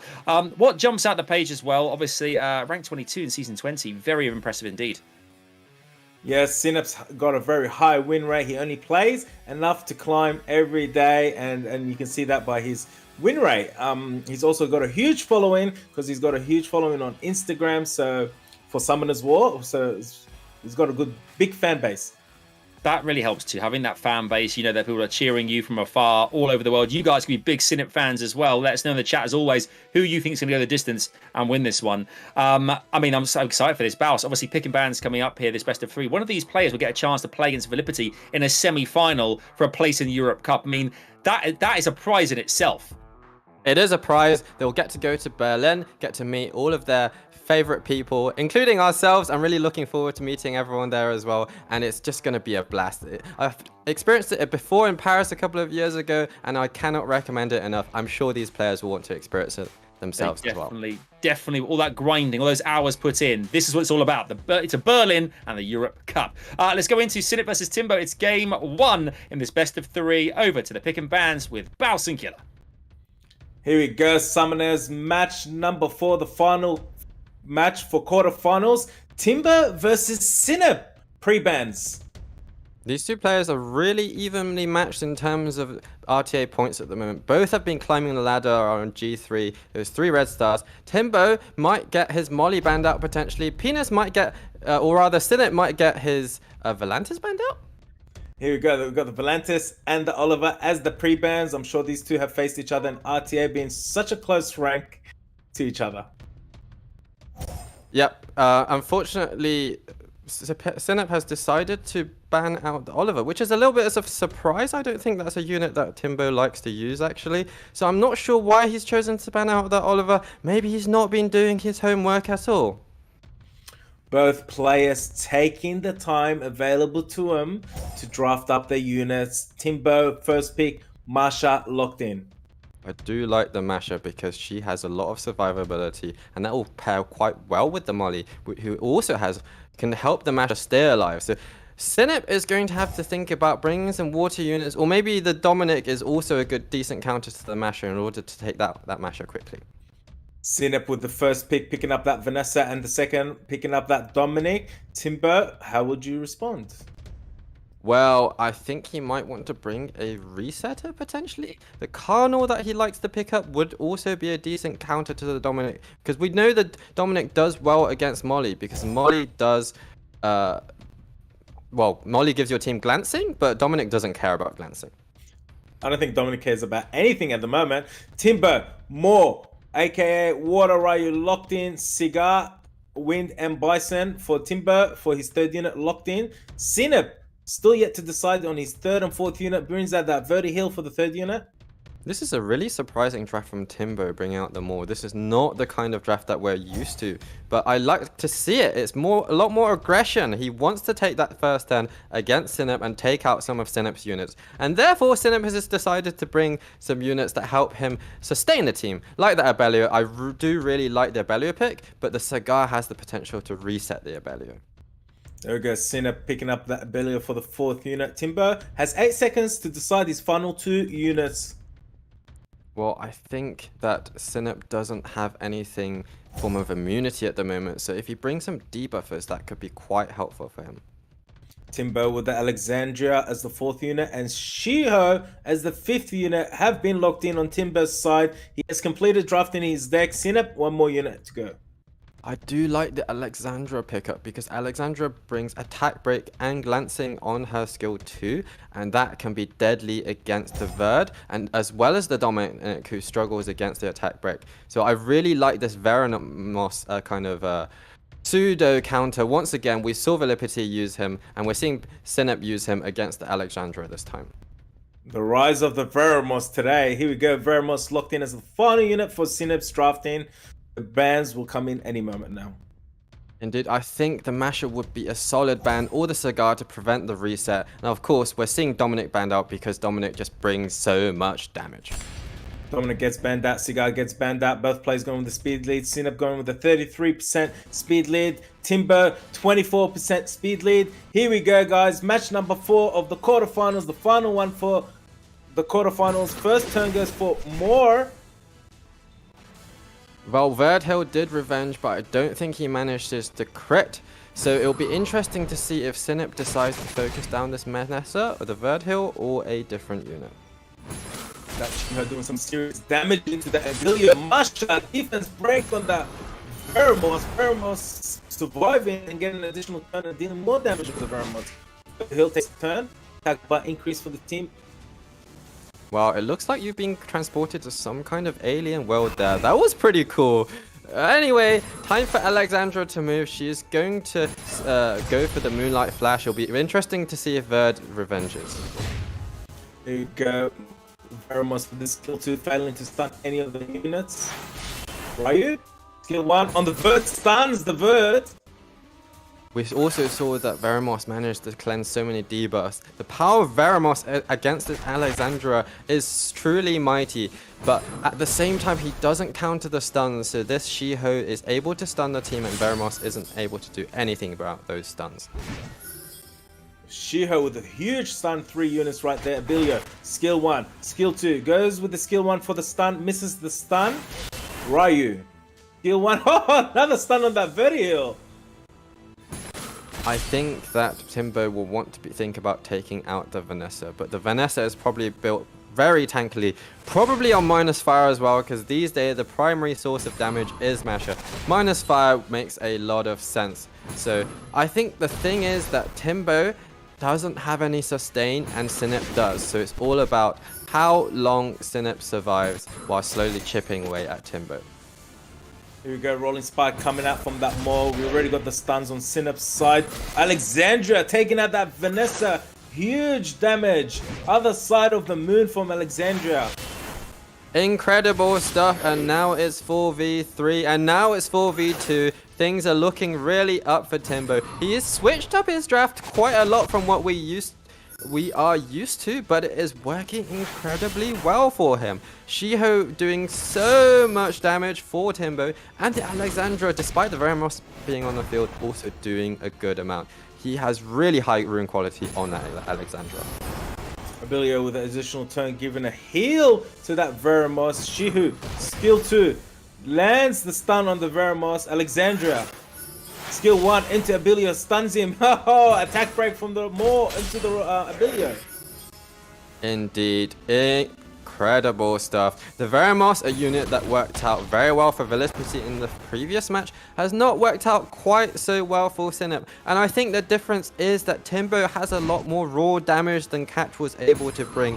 He has both Shiho, he has also got the Masher, the single target damage that does quite well because Veramos' heal is AoE. So he's able to heal up his team a little bit, but if you just go really hard on a single unit, as is the meta, then the Veramos does a lot less. Alexandra taking out that Abilio. Timber taking that first set. Best of 3. Timber 1-0 over Sinip. Yep, absolutely right. Timbo taking the very first game there in our best of 3, and it just felt that Sinip just didn't have the damage like Timbo did to counter it about, and therefore 1-0 down in the quarterfinals. Yeah, absolutely, Adam. Timbo really shocked myself, and I'm sure a lot of other players around, by not picking up his usual draft with the Molly. He still picked Alexandra, actually, but Alexandra seems to pair well with anything because she did so much work in both bringing the attack break and glancing to counter the rest of Sinip's team quite well, but at the same time, all that raw damage from the Shiho, from the Masher to take out that Vanessa, then the Vertihill. It was really, really nice to see Timbo switching it up and it working incredibly well for him. Unlucky for Sinip. Indeed, yeah, all those bench presses working out for him, killer. We knew it was going to be a thing. It definitely was a thing. Obviously, you know, this is 2 players we thought would be a bit more passive. Obviously, their first kind of time here in SWC. But it's good to see aggressive play coming from all of our competitors here today. Yes, I've been really surprised with what the players have delivered today, and it's been really amazing. Righty-ho, it is time for the next pick and ban. It is game 2 in this 4th quarterfinal here. Can Timbo get a clean sweep and make his way straight into semi-finals against VIILIPYTTY? It's over to pick and bans once more. Here we go, Summoners, Timbo versus Sinip. Pre-bans are in. Oliver and Juno get the pre-ban. A very interesting pre-ban once again from Sinip, pre-banning the Juno. I wonder why he's pre-banned the Juno. It's suggesting that Sinip wants to pick up a unit that Juno is hard countered by, but I'm not sure. Maybe the Volantis is a unit that he wants to use this time around. The Volantis, exactly, yes. Timbo taking a few seconds to decide his response to that Marsha first pick from Sinip's side. He brings out the Molly and he brings out the Cigar. Wind and Bison locked in. There we go. We finally get to see Timbo's usual style with the Molly. And Cigar is a very interesting pick because, I mean, Sinip is only showing a Masher on the field and Cigar does not particularly counter the Masher. I feel like it's almost a pre-pick in case Sinip brings out something like that Volantis or something like the Anavel, which also Sinip likes to pick. That is countered by the Cigar. Here you go, Sinip with the Volantis as the second unit and Jemaya as the third unit. First time seeing Jemaya in this EU prelims. Oh my goodness, a Jemaya, that's something I never expected to see today. But actually Jemaya counters the Cigar pretty well because Jemaya can't be reset and he can reset the cooldowns of his team. I wonder if Sinip is going to follow that up with a Tableau. Here we go, Timbo picking up that Hagang as the third unit and Rakan as the fourth unit. Sinip flashing the Tomoe as the fourth unit. Wow, so many unusual picks right now, Killer. I mean, I'm loving seeing the Rakan. So many provoke. He's actually got 2 AoE provokers in the Sagar and the Rakan. The Hagang setting that up nicely and cleansing if the debuffs from the Volantis, but I'm not sure about Hagang in general. Timbo is not representing hardly any damage right now. Sinip picking up that Nasha as his final unit. Timbo countering it with the Leo for his final unit. Benz? Well, I think that Leo is probably going to get banned out for Timbo. That does counter out a lot of penises. The Sinip's draft, the Masha and the Nasha are both countered by the Leo. I think Timbo probably quite scared of the Nasha actually, but he also might ban the Masha. Taking all the time available for the bans. Tomoe gets the ban on Sinip's side. Timbo's Hagen gets banned. Here we go, ladies and gentlemen. Leader skills are in. Cigar with the defense lead and Jemaya with the speed lead. Second set is underway. Timbo vs Sinip. Very surprised bans actually. The Leo staying on the field. That's going to limit the damage of both Nasha and Masha. And Jemaya actually, so I think that Timbo has almost kind of outwitted Sinip here in making Sinip ban the Hagang instead of the Leo. That rage of Mother Nature coming from Volantis, doing some provoke and some glancing onto Timbo's side. Timbo's Cigar looking pretty healthy right now, provoking back Sinip's team. The Nasha, the Jemaya and Volantis are all provoked. Leo landing a dot on that Volantis. Here we see the power of Sagar because even though the reset is countered by Jemaya, the provoke is something that Jemaya can do nothing about. And he actually brings a defense break to set up for the Rakan. So let's see if this Rakan manages to take out the Jemaya. And we've got more provokes coming from that Rakan. Rakan provoking that Nasha. Here we go. Leo, skill 1, skill 2 into Jemaya. Jemaya halfway HP right now. The shield goes up onto the Cigar from the Molly.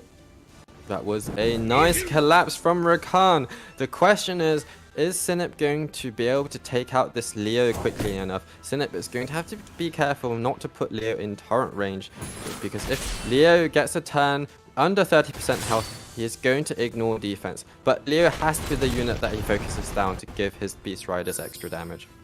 That was huge. Marshall failing to land that defense break into Leo early on, getting an additional turn, doing little damage.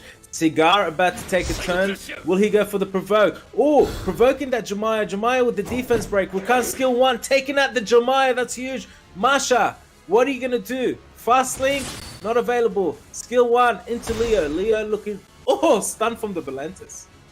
Well, Leo is in torrent range now, so if he manages to get a turn, he's going to get an additional defense off. But Molly actually almost has some anti-synergy with Leo because she heals him back up. Nevertheless, things are looking really good for Timbo right now. And all those Rakan revenge collapses are beautiful. This Rakan is really carrying his team quite hard at the moment. This Rakan is in overtime right now. The Cigar is on overtime right now. The provoke on Sinip's side is overwhelming right now. Rakan, he's got that skill 2 immunity and attack buff is up. Nasha is dismounted. Volantis can't stand that Rakan with the immunity up. Honestly, I was saying previously that Timbo was not representing a huge amount of damage, but I really underestimated the damage of this Rakan because it's going nuts. He AoE provokes the team along with that single target provoke on his skill 3, and he's managed to pull off so many collapses on revenge, and it's just going over and over. And also, I really like that skin. Very cute. The Rage of Mother Nature. Volantis not doing too much since he was provoked most of the match. Molly taking out that Masha. Rakan collapse. Will he take out this Volantis? Goes for Volantis, does not take him out, but Volantis revenge is collapse overtime. Oh my god. Every single time, Killer. Every single time. What a unit. Boy, I mean, 2-0 Timbo, GG's all round there, but that Rakan bounce, I mean, may look small on screen, but delivers one heck of a punch. Yep. It is a huge unit usually. He put on that little skin to make it seem less threatening, and that really was some nice mind games playing with SINIP, making SINIP underestimate the Rakan and really wrapping things up. I think the fact that SINIP didn't ban the Leo was a big issue, because if SINIP banned the Leo, he would have been able to combo the Jemaya with Masha and Nasha and do a lot of work. And the match result might have been quite different. Nevertheless, this was a really, really cool match to see Rakan doing so many provokes, so many collapses, and yeah, great stuff. Absolutely great stuff. I couldn't have said it about myself. I think Killer, we can agree there as well. Two players, relative newcomers, one of which is going through to next weekend. SINIP going to the losers bracket next weekend. But what a great opportunity for Timbo now to face VIILIPYTTY in the next round in a semi-final for a Europe Cup place. That's huge. Adam, I'm just gonna say my Rakan never collapses like that. But this was very interesting to watch. It was the units that they picked was all different units that we haven't seen too often. The Cigar, you know, the Molly and the Jemaya, and it was just nice to watch something different. It really was. I mean, there's our bracket as it stands right now. This is exactly how things are going to pan out the rest of this afternoon. Obviously, all our quarterfinals are now done and dusted. They're best of threes. This afternoon, semi-finals. 4 players remain in best of 5. So first of 3, and 2 players will qualify, one from each matchup, going straight through to the Europe Cup to make up 4 places. 2 already went through from yesterday. Next week, well, 2 more today, and then 4 from next weekend make up our 8 going to the Europe Cup in Berlin in September. Now, look on screen. Obviously, we love to reward you guys as well. We love being rewarded by just talking about Summoners War all day. But for you guys on screen, there's a code. Use that code. You can find out how to redeem it in the chat here right now. You can use that as a little something from us to you to say, we love you guys. Here's some great stuff you can take away from watching SWC 2022 that you can add, redeem, and enjoy.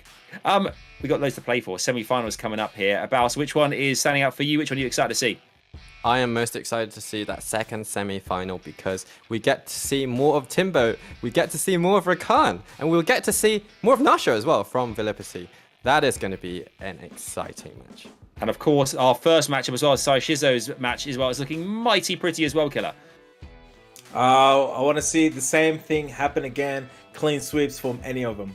Okay, is it going to be clean sweeps? To find out after a break. Redeem that code in the meantime. We'll see you in a few minutes' time. We're back here to bring you those semi-finals and day 2 of SWC 2022 EU Prelim.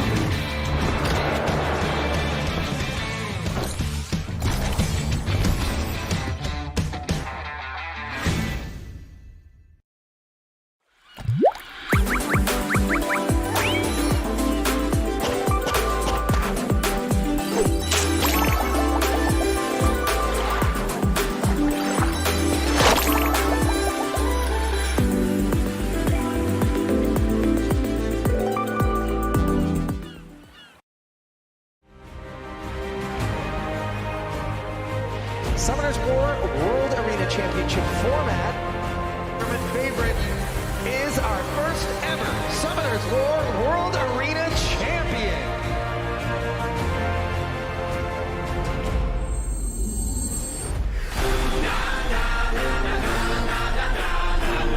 That's enough! He takes it! BD is our champion! It's work! Doug is going to be this year's SWC champion. Legendary like my birthplace. It's my time like my birthday.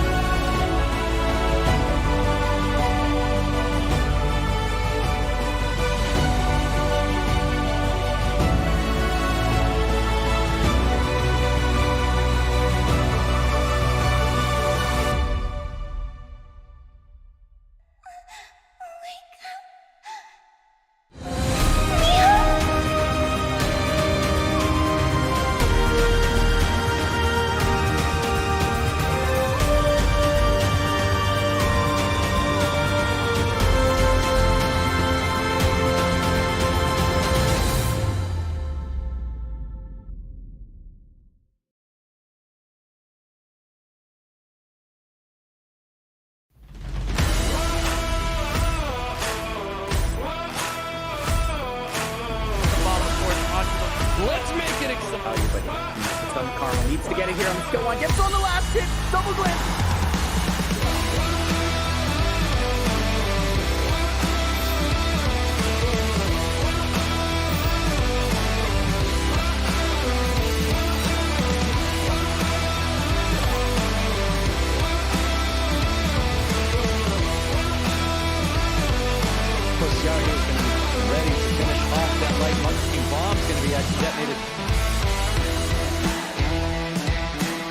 Here, it might not be enough. That needs to go down. Glad to be able to stop it. Cardinal with the violent proc. Oh! He's done so much well. So good at getting free-handed right here. Ooh. Oh, Savannah Lulu.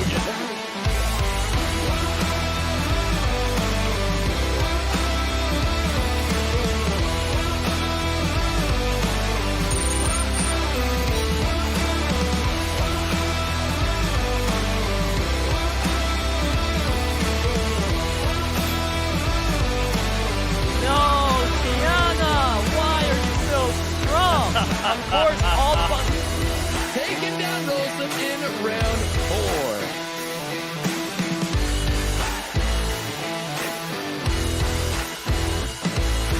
Consumption Conan, we have low base units. He needs to go for the third skill, but what I think the top to do is just a little more sustain to keep his team healthy.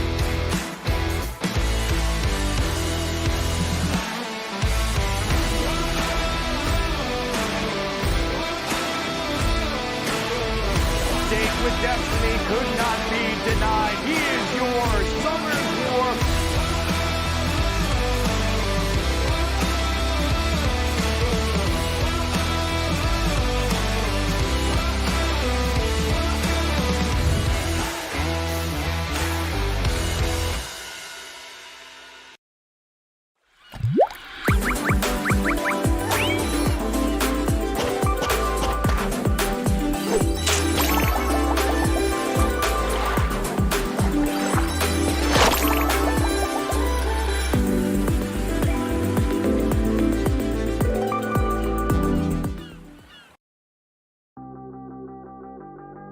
When you're running out of luck, need to get unstuck, so go off. When you're up against the wall and you cannot fall, so go off, go off, go off. Go off, so go off, go off, go off. Go off.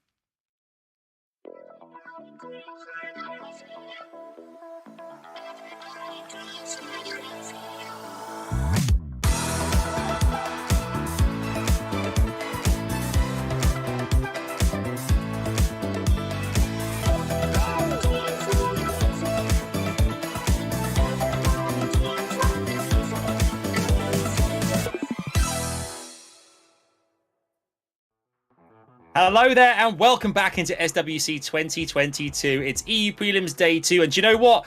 Thus far, we've had our quarterfinals today. We've got our 4 players in the semi-finals right now. 2 best of 5s coming your way, by the end of which 2 players will be joining our 2 from yesterday in the Europe Cup. Those first 4 places being cemented. Baus, Killer joined back here on the desk. Guys, 2 semi-finals. We'll chat about those in a second here. But coming to you, Baus, what a great afternoon it's been thus far. We've got 4 players going through, 3 of which you kind of expected, 1 of which kind of a newcomer. But before I get you ask any more about what's going on with regards to today, coupon code time. It's down below. You can see right now. If you use that code in the redemption, kind of like you go through the kind of everything you see in chat right now, you click it, the link will take you through to it. You can redeem those things. A little kind of treat from us to you to say, you guys are the best. You deserve being rewarded for your clear love of Summoner's War. Baus, 4 players confirmed. Any shocks there, player-wise, or could you expect all those 4 being in this position today now? I think the outcome of those final 2 matches was slightly surprising. I really thought that Catch would be a force to be reckoned with, but VIILIPYTTY dealt with him honestly with quite some ease. So well done to VIILIPYTTY for managing to pull that off. Indeed, he absolutely smashed that, and I think it's going to make for a very good match 2 semi-final here. You can see the overview on the screen right now, and then you'll also see our bracket as it currently stands. This is how things are set up this afternoon for our final 2 matches of the day. Our 2 semi-final best of 5s, as mentioned, SEIISHIZO versus GUTSTHEBERSERK and VIILIPYTTY versus TIMBO. SEIISHIZO had an unbelievable performance earlier on today, as did Guts, to be fair, but SEIISHIZO feels quite stacked right now. His units are pretty powerful here, Killer. His runes and artifacts are one of the best in the server, if not all servers combined. Well, not combined, but like all different servers together. If you stack them all together, then that would be the most powerful. He's so powerful. So ultimately, he's powerful. That's what Killer's trying to say. Obviously, we've got loads more to get excited about. Of course, those two players will go through to Euro Cup later on, as mentioned. But SEIISHIZO versus GUTSTHEBERSERK, our first semi-final of the day. We'll look at some stats from these 2 as well and see exactly how they stack up prior to this best of 5. Let's talk about SEIISHIZO for a second here. You know him as a player here, Baus. What is it that makes him so special? I mean, we can see some stats on the screen here to back it up as well. That win rate we talked about earlier on, but great units, and he seems to have really been grinding this year. Indeed, I think Killer is right about his runes and artifacts, but also he has some of the most powerful units in the game as well, with those double light dart oracles. Even though they've been recently nerfed, the Gianna and the Lema are incredibly strong. At the same time, another aspect of his game that he's really taken a step up is the quality of his drafting and gameplay, because in the past he has known to make mistakes, but this year he has been absolutely flawless. And here we have his opponent, GUTSTHEBERSERK, on screen as well. Killer, 55% win rate, not as much. And last year we watched Guts compete. Of course, this guy is great to watch. But earlier on, I mean, it was a tough battle. But we now have ourselves a real big matchup against SEIISHIZO. What can Guts do to get a place in the Europe Cup right now? I think he should believe in himself, be confident, and just play the way you know to counter SEIISHIZO. Exactly. Do what you know. Do what you do best. We mentioned this earlier on, but do not start changing things up necessarily unless you're really gutsy, like GUTSTHEBERSERK might be. Do you see that, guys? What a segue. What a segue. Thank you. Thank you so much. I know that you guys appreciate it. You guys at home, hopefully you love that too. We've got it coming our way, the pick and bans in our first game. I think this will dictate a lot of the proceedings here, this very first game in this best of 5. Remember, it's first to 3 in a best of 5, so we'll have to wait and see what happens here. It's the long game. Let's head into the pick and ban phase and see exactly who picks what. Over to Baus and to Killer. Summoners, the first match of the semi-finals, best out of 5. GUTSTHEBERSERK versus SEIISHIZO.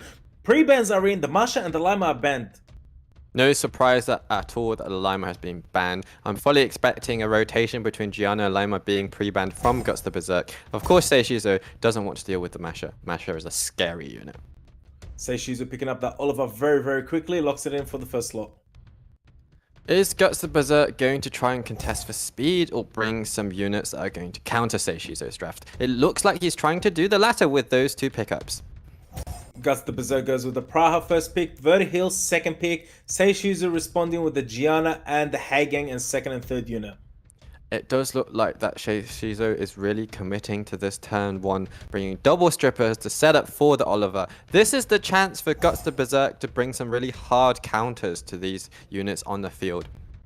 Guts the Berserk picking up the Juno and the Riley for 3rd and 4th unit. We see the Lima's band there. If we see a Sierra, we have a Rainbow Oracles match here. So many Oracles on the drafted so far. Indeed, I really like the Juno. I think Juno counters all of SEIISHIZO's units pretty well. But at the same time, that is just one counter.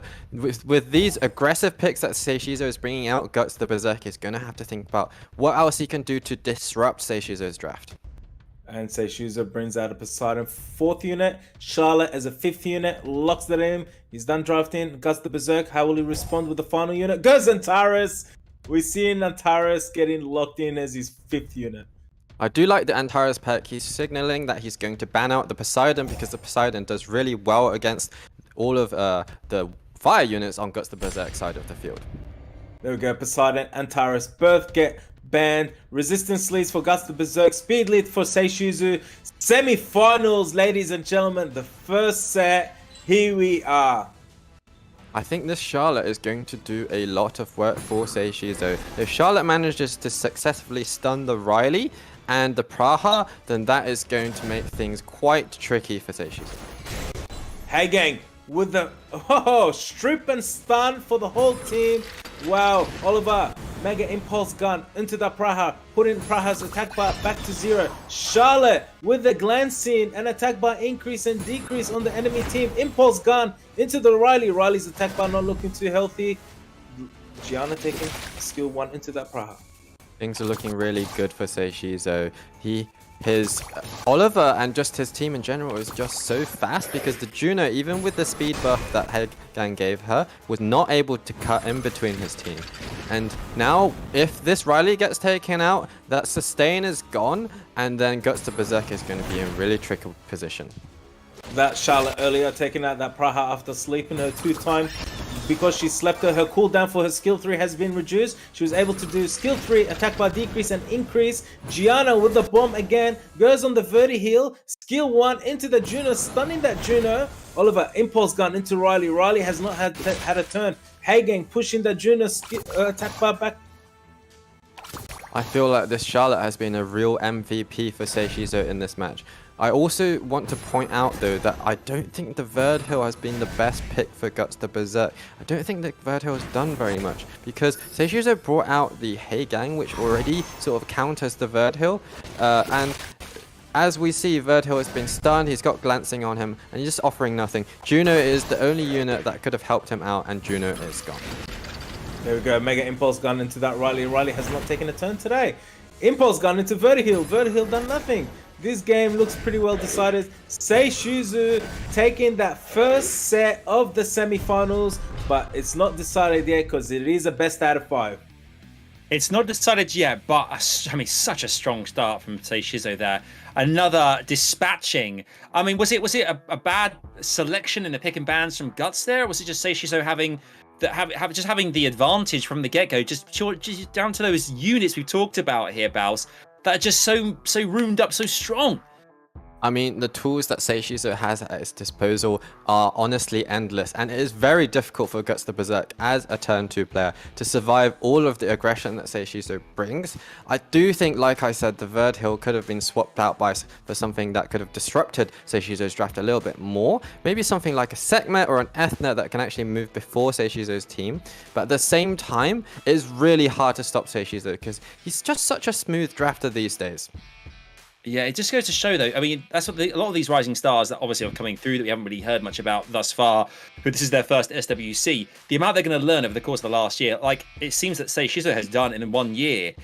Obviously, this kind of experience being here makes a massive difference to proceedings. So we'll have to wait and see if Guts can turn this one around here and get back into it, because being 2-0 down going into a best of 5 is not great. Come on, Guts, you got this. Let's head over to the pick and bans once more. Here we are, ladies and gentlemen. Pre-bans are in. Oliver gets the pre-ban. Gianna gets the pre-ban. Very interesting. Both players, few seconds to decide how they will draft up. I'm not surprised at all about the Gianna pre-ban. I did think that Guts the Berserk was going to rotate between those oracles. SEIISHIZO doesn't want Guts to grab the speed lead.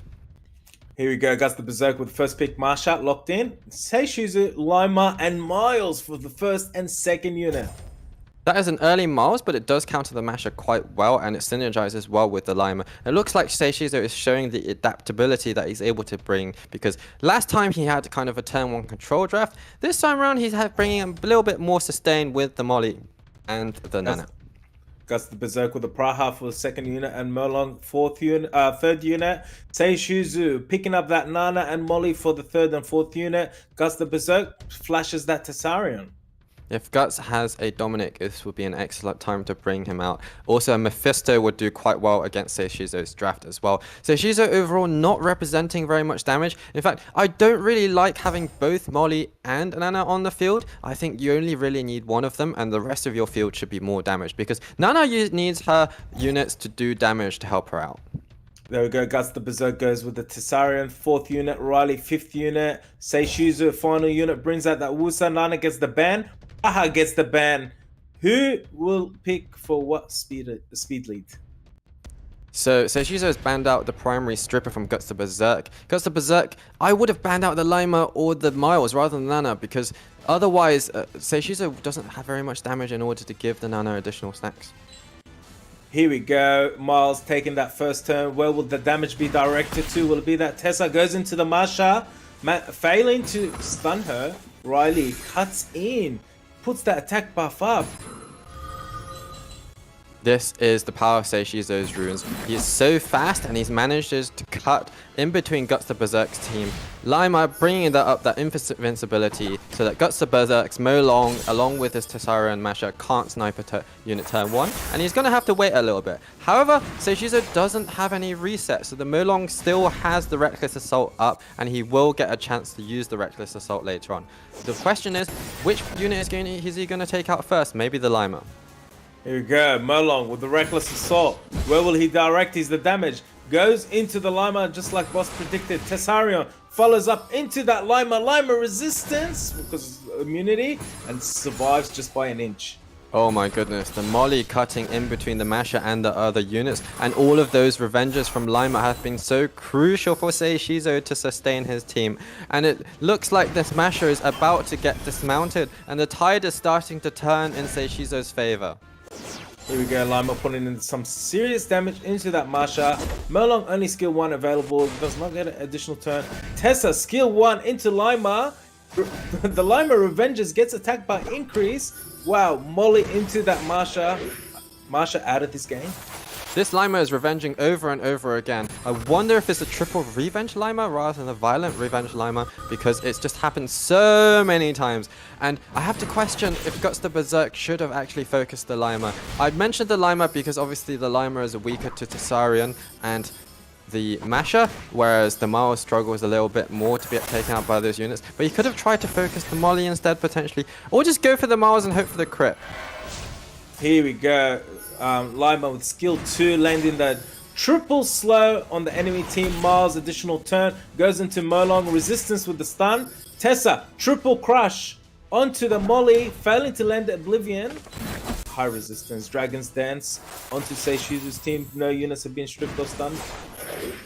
I do wonder if this Tessarion is going to be able to make a comeback, but I really don't think that's possible. The Miles bringing out that consistent damage every turn. His damage is speed, and his damage which scales with speed, fixed damage, being benefited from the Wusa's buffs, from the Riley's buffs, and we just see him just going at the Tessarion. The Tessarion actually didn't take that much, so it's probably on minus water, but at the same time, just such a strong effort from SEIISHIZO once again. I did question his lack of damage, but at the same time, the Limo just went absolutely nuts in this match, didn't it, Killer?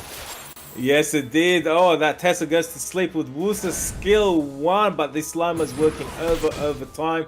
Miles with that fixed damage onto that Tessa. Tessa not looking very well right now. Molly goes with the strip. Succeeds to strip that immunity.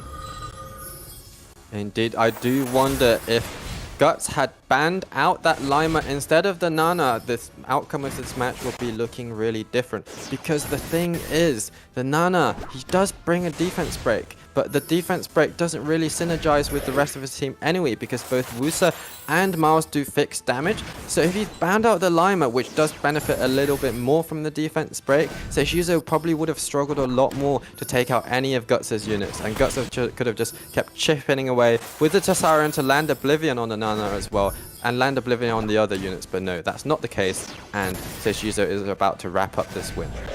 There we go, that start and end from Lima, keeping SEIISHIZO healthy throughout the match, taking it to 2-0 out of a best out of 5 match. Yeah, felt very much from the get-go that SEIISHIZO again had control. We could see there at the end of the match, if there's anything you can tell that SEIISHIZO is absolutely got the upper hand right now, it's almost max health for every single monster, which in itself, Baus, is it just tells exactly the story of what's going on right now, which is SEIISHIZO is just too darn strong. Precisely. The Molly was able to sustain his team so much, and like I said, I think GUTSTHEBERSERK could have thought about leaving the Nana in, because the Nana and the Molly have a bit of anti-synergy. I don't feel like you need both of them on the field, but at the same time, in this next match, GUTSTHEBERSERK is going to be able to pre-ban that Lima, because this Lima just did so much work for SEIISHIZO, revenging over and over, and I'm sure GUTSTHEBERSERK isn't going to want to be able to deal with that Lima again. Yeah, I mean, for you guys at home as well, GUTSTHEBERSERK, whatever happens here, if this does go to 3-0, he will definitely be in next weekend's losers bracket. Don't worry about that. He's still in the competition, can still qualify. But right now, Killer, what does Guts do pick and ban wise? What does he have to do here in game to ensure a place to at least remain in this competition today?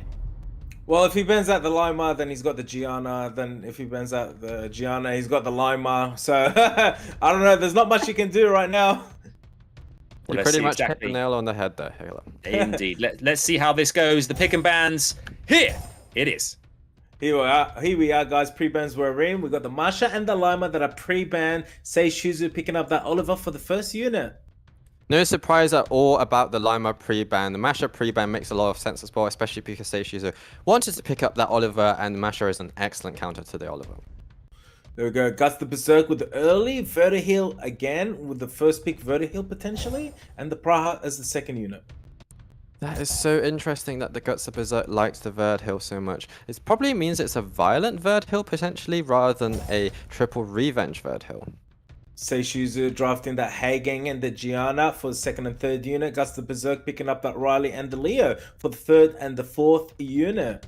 SEIISHIZO's draft is looking awfully familiar at the moment, but this time round, I don't think he'll pick the Poseidon, because GUTSTHEBERSERK has switched things up a little bit and picked up the Leo instead of the Juno a bit earlier on. So SEIISHIZO might have to think about mixing things up a little bit, bringing out a counterfeit Leo like that Ken. That's a really good choice, actually. I'm curious to know if that Ken is a Leah counter, which with 0 speed and just pure stats. Ken gets locked in for the fourth unit for SEIISHIZO's side, and the Dominic, the final unit for SEIISHIZO's side. GUTSTHEBERSERK, one more unit to pick. SEIISHIZO is in such a privileged position to have access to all of these premium units. Not only the 2 Oracles, but the Dominic as well, which is such a powerful unit too that GUTSTHEBERSERK isn't able to take. GUTSTHEBERSERK brings out an Arya. Wow. Arya gets the ban. She's the threat. Gets the ban. Dominic gets the ban. Here we are, guys. Speed lead for SEIISHIZO. Defense lead for GUTSTHEBERSERK. Match point for SEIISHIZO. Will GUTSTHEBERSERK get a comeback? Oh, that was incredible. Bring out that Arya, and being a must-ban unit, GUTSTHEBERSERK has a lot of interesting tools at his disposal despite the lack of premium units, and we got to see another one of those being picked just now. Here we go. Hagang with the strip and the glancing on that Vertiheel and that Praha. Gianna, bomb. Where are you going to put it? Puts the bomb on the Praha. Skill 1, where will you put your damage? Puts it on Riley, stacks up that Riley. Mega Impulse gun into that Praha. Resets the attack bar, increases the cooldown of his skill 3. I'm to see the damage of Ken, and I think this Ken is going to do some serious work.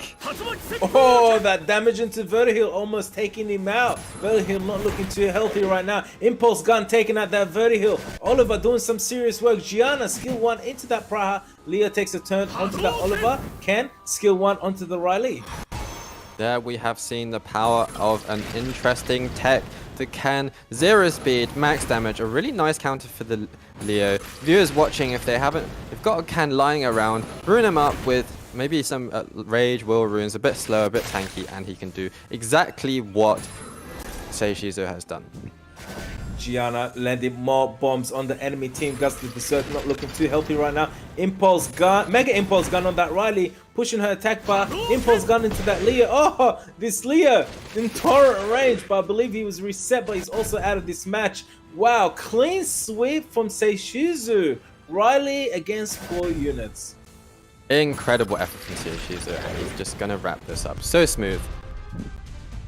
Absolute masterclass from SEIISHIZO, who books a place in the Europe Cup in Berlin in September with a 3-0 victory over GUTSTHEBERSERK. I mean, guys, we saw the Ken's Hurricane kick dispatching, making big plays there. We saw the Mega Impulse gun from Oliver as well. Just a couple of the skills and moves which just decimate your health, or your units just...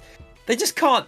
I feel so bad for GUTSTHEBERSERK. I just feel bad because we know he's a good player, but Baus, SEIISHIZO was on a mission today, and it's mission accomplished.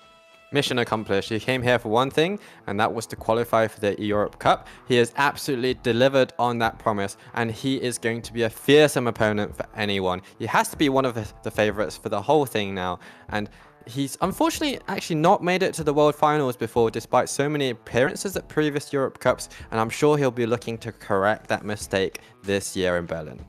Definitely. I mean, that's the great thing about this. Is we saw Pinkroyd do something similar yesterday, which was just so OP, so strong. For the other players couldn't get even an inch on him. And SEIISHIZO, I've got the same vibes, exactly the same thing. We're definitely going to see those two next season in the Europe Cup. It's going to be exciting. I can't wait to see what happens there. But we have lots more to come your way. You can see on the screen right now, VIILIPYTTY and TIMBO going head-to-head in that second best-of-5 semi-final today. Whoever wins that will join SEIISHIZO going through to the Europe Cup, and we'll have 4 places already booked ahead of next weekend's losers bracket. VIILIPYTTY, TIMBO, I mean, a newcomer versus an old soul here in SWC here, Killer. I mean, I guess it's exciting because TIMBO is a new player, can bring a lot to the table. VIILIPYTTY, that experience again is such a key factor here.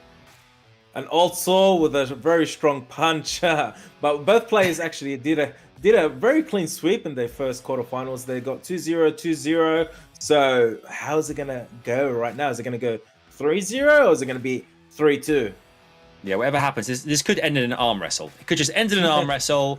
I mean, I think we'd all love to see it. VIILIPYTTY here, as you can see here, Baus has an extraordinary amount of matches played and a substantial win rate as well. He has played a lot of matches in Season 20, but I know for a fact he played a lot fewer in Season 21 and in our current Season 22. But that doesn't matter. I thought that he might be a bit rusty, but he showed very much in the most recent match that he was not at all, overpowering one of the hot new contenders in Catch. Yes, you can see here, Catch was dispatched earlier on today, and TIMBO and SINIP going head-to-head. TIMBO the victor. I mean, TIMBO's 62% win rate. Obviously, less than half the games, Killer. From well, I guess obviously Season 20 versus 21, but still, you'd expect here with that VIILIPYTTY's level of experience, as I mentioned, TIMBO's going to have to pull a lot out of his locker here if he's going to make a dent and try and get that final place today in the Europe Cup. I think TIMBO is in a comfortable position right now because he has played Season 21. He's got a very high ranking. He's in that top 40 mark with a high win rate. He's got the monsters. He's got the runes to put up a fight against VIILIPYTTY. Yeah, we talked about the meta this season changing a lot as well. So the fact that TIMBO has so much time played in the game this season, getting used to that as well, Baus, that could be a big advantage here. It certainly could, but at the same time, the aggressive meta does favor VIILIPYTTY's usual style of play. Yeah, it certainly does. Right, it's pick and ban. It's game number 1 in our second semi-final of the day. And there's best of 5. It's first of 3 ultimately. VIILIPYTTY versus TIMBO. Lads, take it away. Summoners, the final semi-final for the day. This is the one to finish off the great day. We've got TIMBO versus VIILIPYTTY, the pre-bans. What are we going to see, boss? We're probably going to see the Nasha because that is VIILIPYTTY's trademark unit. I wonder if VIILIPYTTY is going to ban out TIMBO's Alexandra this time because we know how well Alexandra did for him against SINIP in the previous match. Oh, boss, just as you predicted, Alexandra and the Nasha get pre-banned. Indeed. Now the question is TIMBO going to go with his second turn draft with the Molly this time round, or if is he going to challenge for first turn as he did in the first match against SINIP?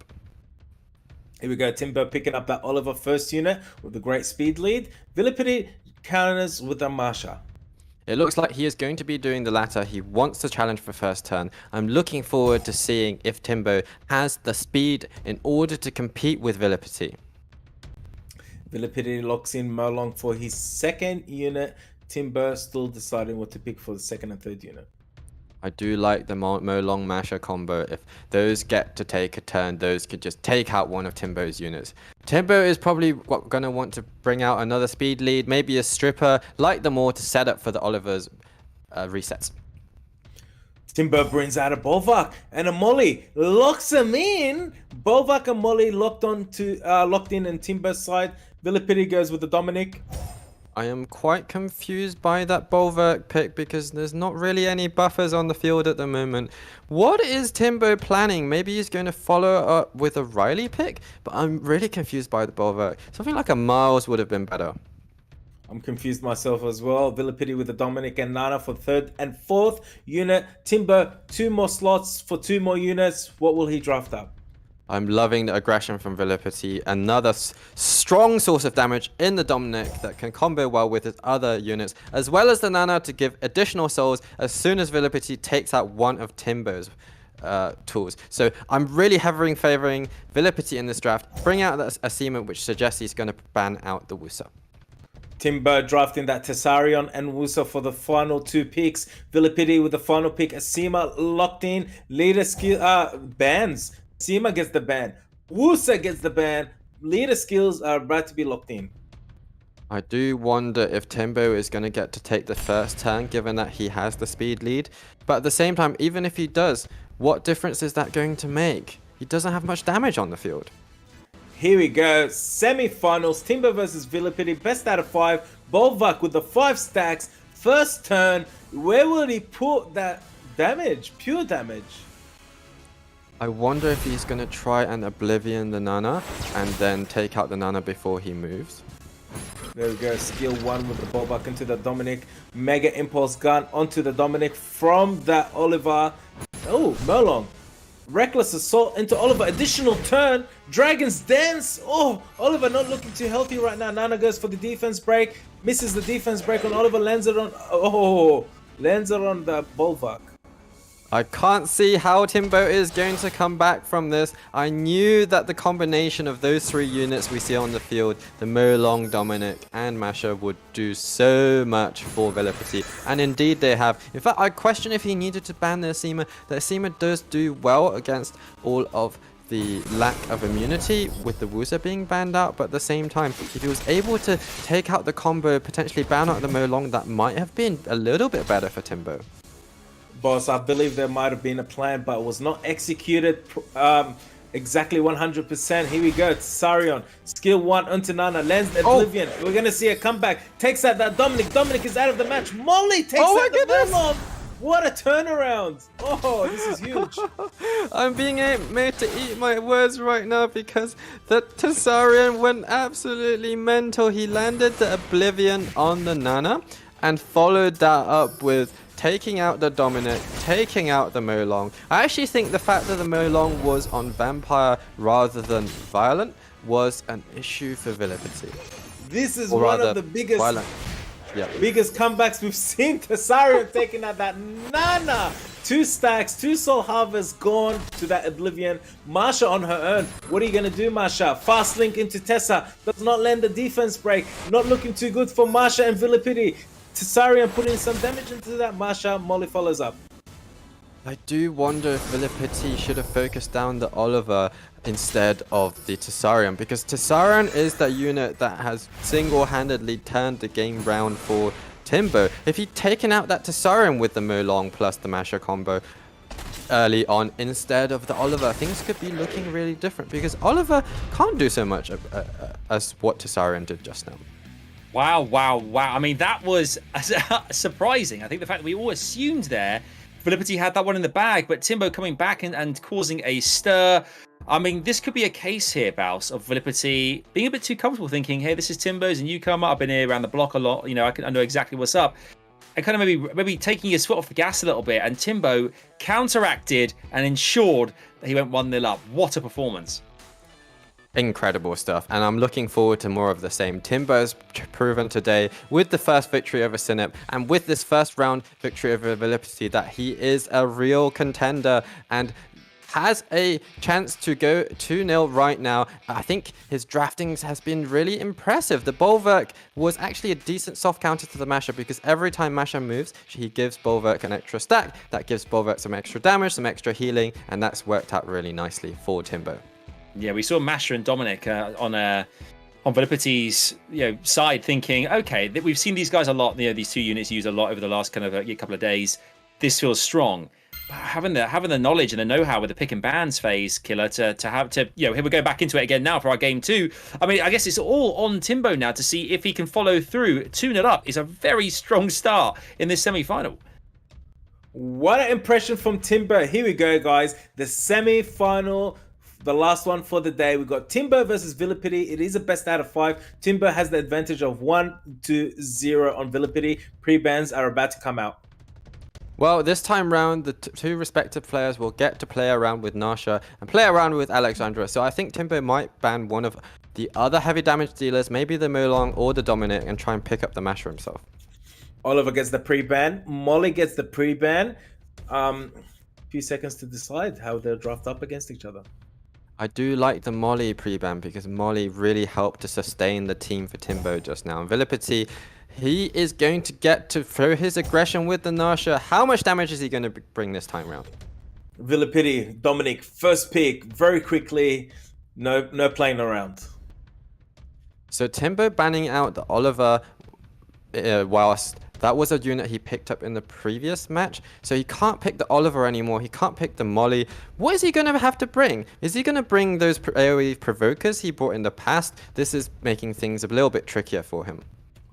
Timbo taking all the time available to draft up, brings out the Masha and the Cigar as his second unit locked in. I do like the Cigar. The Cigar and the Masher do quite well against the Dominic, but even if Dominic is provoked, he still does decent damage. And if VIILIPYTTY combines that with the Molong that we saw in the previous match, maybe bring out the Nasha or the Nana again, Timbo is going to have to think about how to counter that. We know that improvisation weakness shot from Dominic combined with the Molong, which he just picked as his second unit, can be a very deadly combo. Brings out the Carnal as his third unit. Timbo responds with the Abelio. Abelio is an excellent counter to Molong because he cuts in between, but VIILIPYTTY can play around that by taking a unit above 40% health before he uses Molong's Reckless Assault if he is clever. Really looking forward to seeing some more Alexandra action, of course, that we see. Here we go, Timbo with Alexandra as the fourth pick. VIILIPYTTY responds with 2 immunities, a Wusa and a Lulu for his final 2 picks. I do like the Wusa and Lulu. Those 2 units do quite well against the Alexandra, but the Cigar can reset one of them. If Timbo brings out a water unit, in fact, the Bulwark that he brought previously would be quite decent into this draft. Here we go, Sekhmet is the final unit for Timbo drafted there. The bans, what are we going to see? I feel like the burst damage from Molong is going to be a good choice of ban because that's also a water unit that does quite well against those 2 fire units that Timbo has. For VIILIPYTTY, he'll probably want to stop one of the resets. Here we go, bans are in. Wusa gets the ban, Cigar gets the ban, HP lead, both sides. Sekhmet with the 33, Carnal with the 44. Timbo 1 over VIILIPYTTY 0. Best out of 5. Sekhmet takes that first turn. Will she be landing that reset? This is going to be crucial if she can reset the Molong and stop VIILIPYTTY's Molong plus Dominic combo.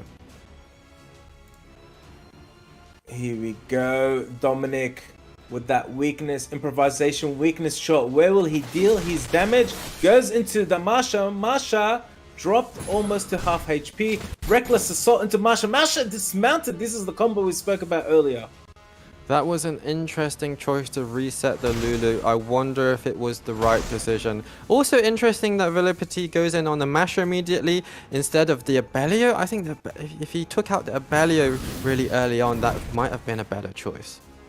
Here we go, Carnal hits that Alexandria, gets a little bit of reflect damage, but not much, you can't see it. Masha with the damage into the Carnal. Lulu healing and putting immunity up on VIILIPYTTY's team, looking very healthy right now. Alexandria transform other side of the moon is going to be doing nothing with that immunity up. That is unfortunate for Timbo that he missed the reset on Sekhmet, because the main thing he wanted to do was to set up for the Alexandra skill to other side of the moon. Unfortunately, wasn't able to pull that off and land that attack break on Dominic, and now Dominic is going to do some serious damage onto Timbo's units. There we go, the Carnal with the resistance again from that Sekhmet. Molong, Dragon's Dance, no, skill 1 into Abilio. Carnal, skill 3, Rain of Fire. Sword Rain. I think he wanted to hold off on the Dragon's Dance to not trigger Belio's passive, so that he could just take out the Masher with the Carnal skill 3, and that's worked out very nicely for him. I think VIILIPYTTY is in a really good position right now. Yes, we are seeing a comeback potentially.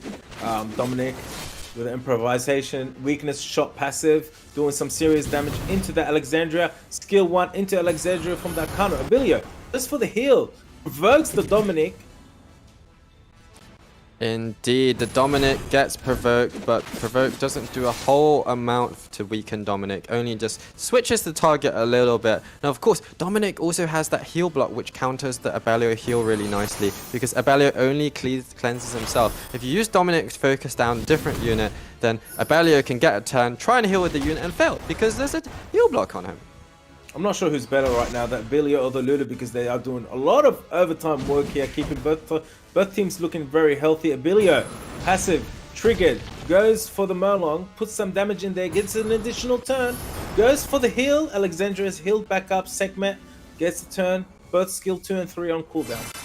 I'm actually really impressed with VIILIPYTTY's drafting today, because we knew him for his aggression, turn 1 Bastet damage, and I thought we'd see more of the same because of the current meta, but he is not someone that likes to go by the meta. We saw against Catch when he brought out the Veramos. We're seeing against Timbo where he's bringing out the Lulu and the Wusa. It's almost the opposite of what we expect from VIILIPYTTY. It doesn't matter, it's working out quite nicely for him. Maybe he's just going to keep doing it, because the one time he brought aggression with the Nana, it didn't work out. There we go. Skill 1 into Alexandria, lands the defense break. Abilio goes into Molong, failing to stun him. Dominic, improvisation, weakness shot into Alexandria, deleting Alexandria. Oh wow, stun on the Molong from that Abilio. Carnal goes into the Sekhmet, decreasing the attack bar. Well, there we see the power of Dominic. Dominic is so scary, and if you don't take him out quickly enough, this is what happens. Masher was Timbo's main threat against the Dominic, and VIILIPYTTY decided to focus the Masher down immediately, and actually that's worked out quite well for him. There we go, Sword of Rain coming from that Carnal, taking out that Sekhmet. Abilio versus 3 unit. Is it possible? Maybe it's possible, but the Dominic is on the field, and we know Dominic doesn't care about anything. He just wipes through him. Abilio going for the stun. Goes with the big damage on Dominic. That was a nice crit. Well, everything is possible if you truly believe, but this is definitely one of the occasions where it is a little bit less likely than usual. Here we go, Dominic deleting that. Abilio, VIILIPYTTY with the comeback, bringing it to 1-0, best out of 5. This is our last semi-final for the day, so stick around to watch the excitement that's coming ahead. Yeah, it certainly is. At 1-1 there, I mean, VIILIPYTTY just healing marvelously there, Bao. So managing to sustain all his units in the game to the end, and kind of whittling away at the health of his opponent's team, and therefore squaring things up 1-1. This is looking like a mighty, promising semi-final where it could go the distance, Bao. It could really go there. It could really go either way, and indeed, I think I would like to point out, Lulu was the real MVP of that match. Lulu managed to resist the reset from Sekhmet, heal up his team, stop the power of Alexandra, and also allow him to keep healing up the Molong, the Violet Molong, by the way. Not something you see that often, but actually Violet is better if you are pairing him with a healer like Lulu. Indeed. We have got ourselves a very exciting Game 3. Remember, whoever wins this best of 5 qualifies for the Europe Cup, folks. So everything is to play for in this game. Who will join the other 3 already qualified for the Europe Cup? We'll have to, the other 2, sorry, 1, should I say.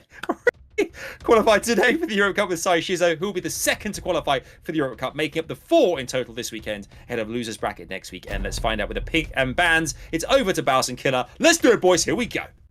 Here we go, guys. Best out of 5. Timbo versus VIILIPYTTY. It is 1-all. Pre-bans are in. Alexandria gets the pre-ban. Dominic gets the pre-ban. Dominic did so much damage over and over again for VIILIPYTTY in the previous match. Timbo doesn't want to deal with that anymore, and VIILIPYTTY, of course, pre-banning the Alexandra once again because that unit can be scary and is so well ruined for Timbo. Timbo gets the first pick, picks Oliver and locks it in. VIIILIPYTTY gets the second pick, goes with the Marsha and the Merlong for his first and second unit.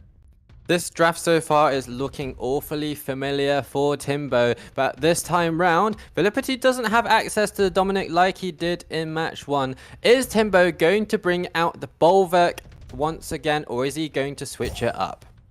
There we go, Timbo bringing out that Moore, aka Water Riot, is locked in. Kano for his third unit is also locked in. Well, this is a big change from what we saw in the previous 2 matches.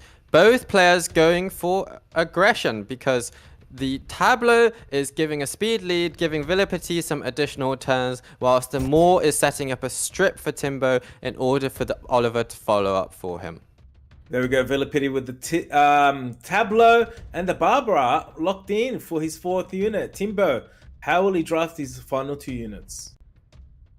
Well, I do believe that Timbo is going to have to think of a way to counter all those Beast Riders and the Tableau. Leo would be an excellent pick right now. Maybe he'll also pick up the Molly, also nice for sustaining his team. Timbo brings out the Leo and the Kinky for his final unit. A Kinky locked in. VIILIPYTTY, are we going to see Anasha, triple Beast Rider for his final unit maybe? I feel like he has to bring something in to counter that Kinky. I'm assuming he's going to ban out the Leo, so he's going to need some fixed damage. Maybe a Miles would do quite well against this Kinky actually.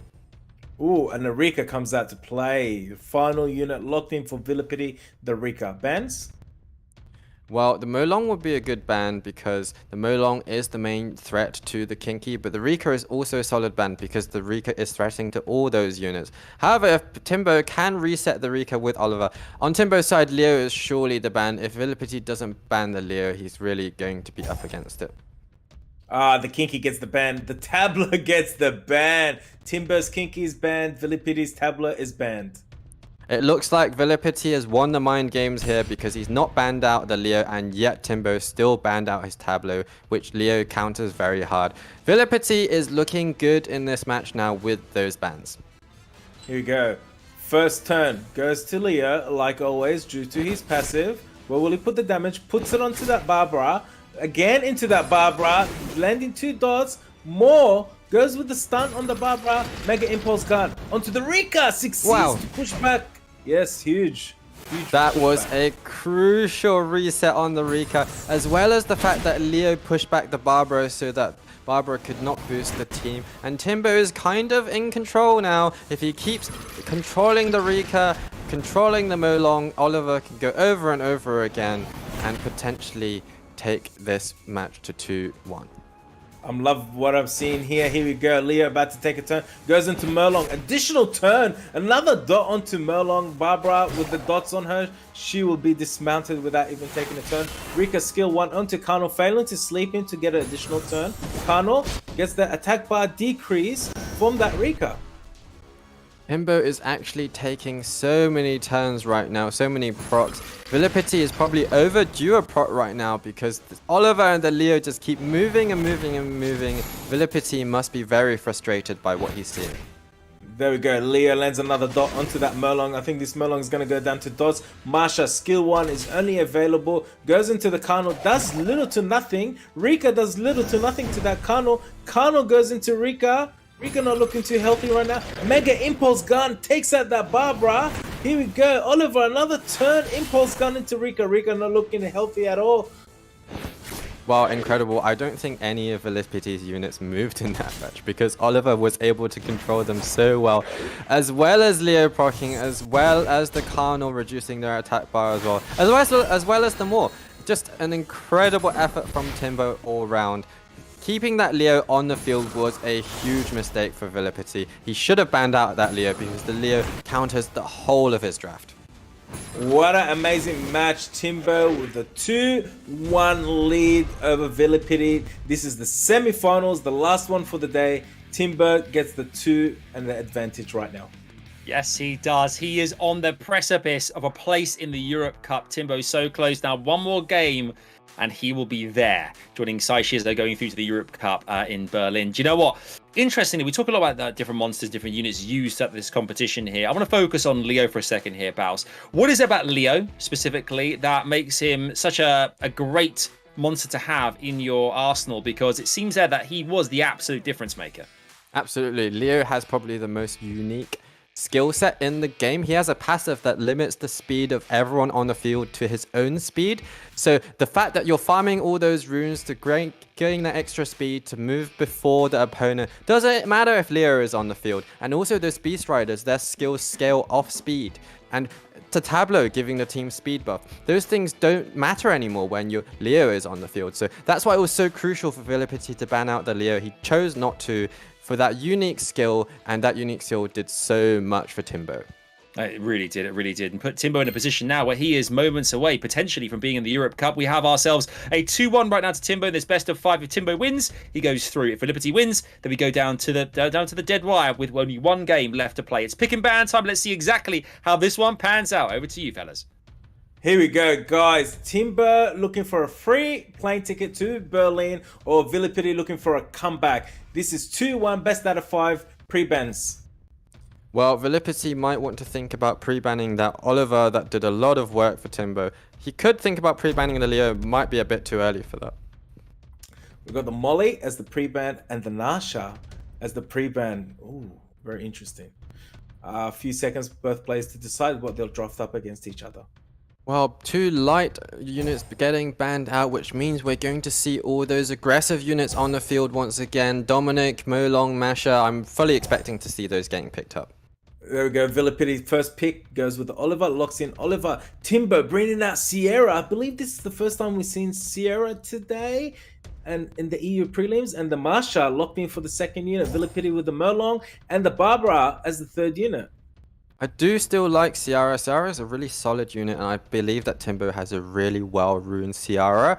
But at the same time, she is a little bit off-meta, especially because he doesn't have any strippers at the moment. VIILIPYTTY really wants that first turning, bringing out that Barbara and that Molong, which also countered the Masha really well. So VIILIPYTTY might be able to delete one of Timbo's units before Timbo gets to move. Timbo is going to have to think about how he wants to prevent. Timbo brings out that cigar for his third unit and the segment for the fourth unit, locked in for Timbo's side. I do like both of those picks. 2 units that both strip and reset the opponent. Combined with that Ciara lead, if VIILIPYTTY doesn't bring out some speed leads and some units that help him own outspeed, then Timbo is going to be able to do some work with those 2 resetters. Boss, just like you predicted, VIILIPYTTY drafts up the 2 final units with the speed lead Tableau and the Escher attack bar booster locked in as his 5th unit. Timbo, 1 more unit to go. Well, I think the Leo is still an excellent counter to VIILIPYTTY's draft. Once again, it is going to limit the damage from Masha, but at the same time, I think Leo is a perfect unit to pick right now. Here we go. Timbo goes with the Alexandria over the Leo. Alexandria has been locked in. What will the bans be? Well, Alexandra is still a solid unit nevertheless, and I think VIILIPYTTY might want to make sure he takes that first turn, or if he just fears the Alexandra.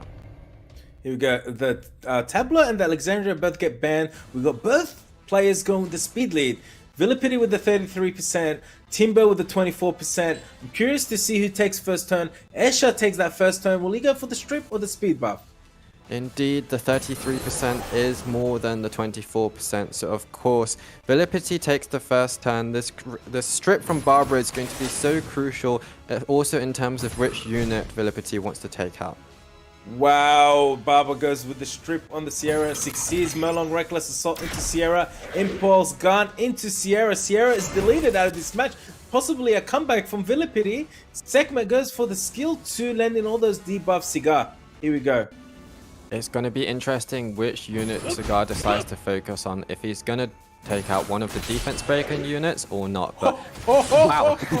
Whoa, the Masha deleted the Oliver. Well, I've never seen this before. First shot deleting Oliver out of this game. Cigar doing some real good work. Sorry, boss. That was just shocking. It was incredible, and I knew that VIILIPYTTY could take out a unit turn 1, but no matter which unit he chose to take out, TIMBO's other units are actually still really impactful, because all of them do good damage, they do AoE, they do the provokes and resets, so now it looks like TIMBO is in a really favorable position, and the Cigar is going nuts!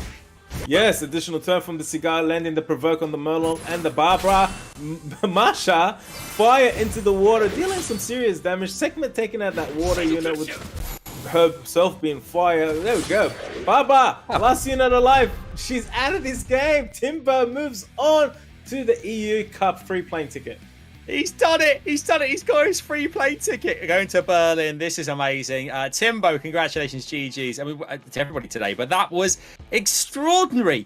3-1 against VIILIPYTTY. As we said earlier on, a player that we've seen so many times before. VIILIPYTTY goes to losers bracket next week. He's still in the competition, but securing the second spot in the Europe Cup today. SEIISHIZO, and now Timbo. That was absolutely amazing. Bows, what a performance. Wow. Incredibly impressed, Adam. Incredibly impressed. I mean, actually, Timbo has shown so much adaptability. He's shown such a large variety of drafts. Unusual units like the Molly and the Alexandra and the Bulwark pickup, as well as just usual stuff. But like, he's just got so much in his locker, and I'm really impressed. His first time on the big stage, and he's handled it like a true champ. I'm looking forward to more of the same in the EU Cup from Timbo. Yeah, absolutely. Couldn't agree more. And Killer as well. That Masher at the end there, teamed up with them. Bison just causing, wreaking havoc on VIILIPYTTY's units. And it was really impressive. What a great competitor to have in Europe Cup this year. Oh my god, that Masha. Oh, I haven't seen a Masha like this. I'd love to see those stats, but it deleted that Oliver. Usually, it deletes a unit after a violent proc or lends the defense break, but no! Gonskis like that. Gonskis. That's a word I've learned this weekend from you, Killer. Gonskis. It's actually entering my vocabulary. I love it. I absolutely love it. You can see the bracket on the screen right now. This is exactly how things stand after today's matchups. SEIISHIZO and Timbo confirmed as the qualifiers for the Europe Cup, which makes up 4 players we have now confirmed for Berlin. Losers bracket next weekend. We'll have a look at that very shortly. I mean, this is really amazing, this whole competition in general. We'll go through the details of that next weekend in a second. But first things first, down below on the screen, you can see a brand new code that you guys can redeem a coupon for being viewers of SWC2022, the EU prelims here. You make sure to get those in. You'll get yourself 100 energy and a mystical scroll as well. Use that code. You can find out how in chat to get that through and go from there, really. Now, before we go any further, a couple of things as well. Now, obviously, with this competition, before we show you the brackets here, there's a few things. We made the seeding change in our previous bracket to allow for a fairer competition, okay? So then we face different players in each match rather than the same opponent during the preliminary. However, there is a mix-up with the placement of the Day 3 losers bracket round 2. We'll be fixing the position of these parts to not encounter a situation where 2 players could play each other again during the competition. And that's why you can see right now on screen here how things stand in this bracket right now. You can see here match 1, 2, 3, and 4 coming our way. I mean, we've got Baus some big matchups there next weekend in our losers bracket. In those qualifiers, the best of 3s in the losers round 1, some big matches. I can see some huge names going head to head. I think that match 4 in particular is a clash of 2 really, really strong players. Shan, the veteran of every EU Cup since 2017, catch one of the most hotly fancied newcomers that was unfortunately knocked out in the first round by VIILIPYTTY, and there get to face Ismu, which was also a previous World Finals participant in the previous year. That match 4 and the following losers bracket is probably the juiciest one for me. I know, arguably saving the best for last. Killer, do you agree? Anything else that sticks out for you? Adam, actually, this is all happening in one day. In the last 2 days, we had 4 people qualify for Europe Cup. Next week, in one day, we get 4 people qualifying in the Europe Cup. So every single player here sticks out to me and a lot to fight for. I know, you can see here now. So Drunken Tutu we saw yesterday against Pinkroyd. Didn't really get a sniff. Pinkroyd being so dominant, and Guts the Berserk will be facing either Drunken Tutu or Sinip. We saw earlier on today against Timbo.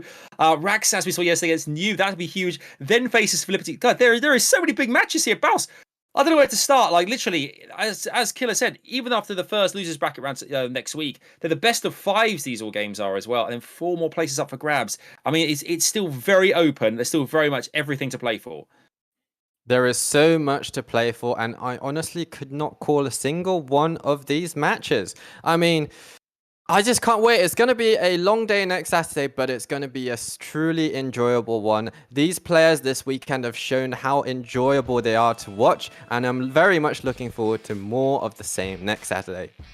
Yeah, me too. I think it's gonna be absolute fire, isn't it? Let's be honest. Everything is gonna be so exciting. I think that's the great thing, because once we've had the end of next week in the losers bracket for you guys as well, you'll know exactly which players, the 8 players, will be competing for Europe Cup in September in Berlin. We've talked about it loads here. I mean, one more time here, Baz, getting to that the Europe Cup and actually being there performing in front of a live audience, you know, on the big stage. I mean, we've waited for this for 2 years now to come back.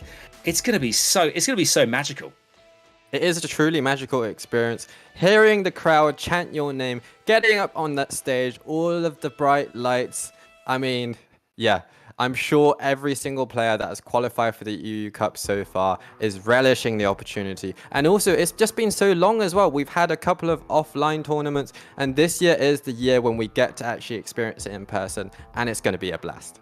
It's going to be absolutely amazing. Thank you so much. I think we've got a hype video coming your way for watching. It's been absolutely amazing, and we'll see you next weekend. What was that? It's going to go back to us after this.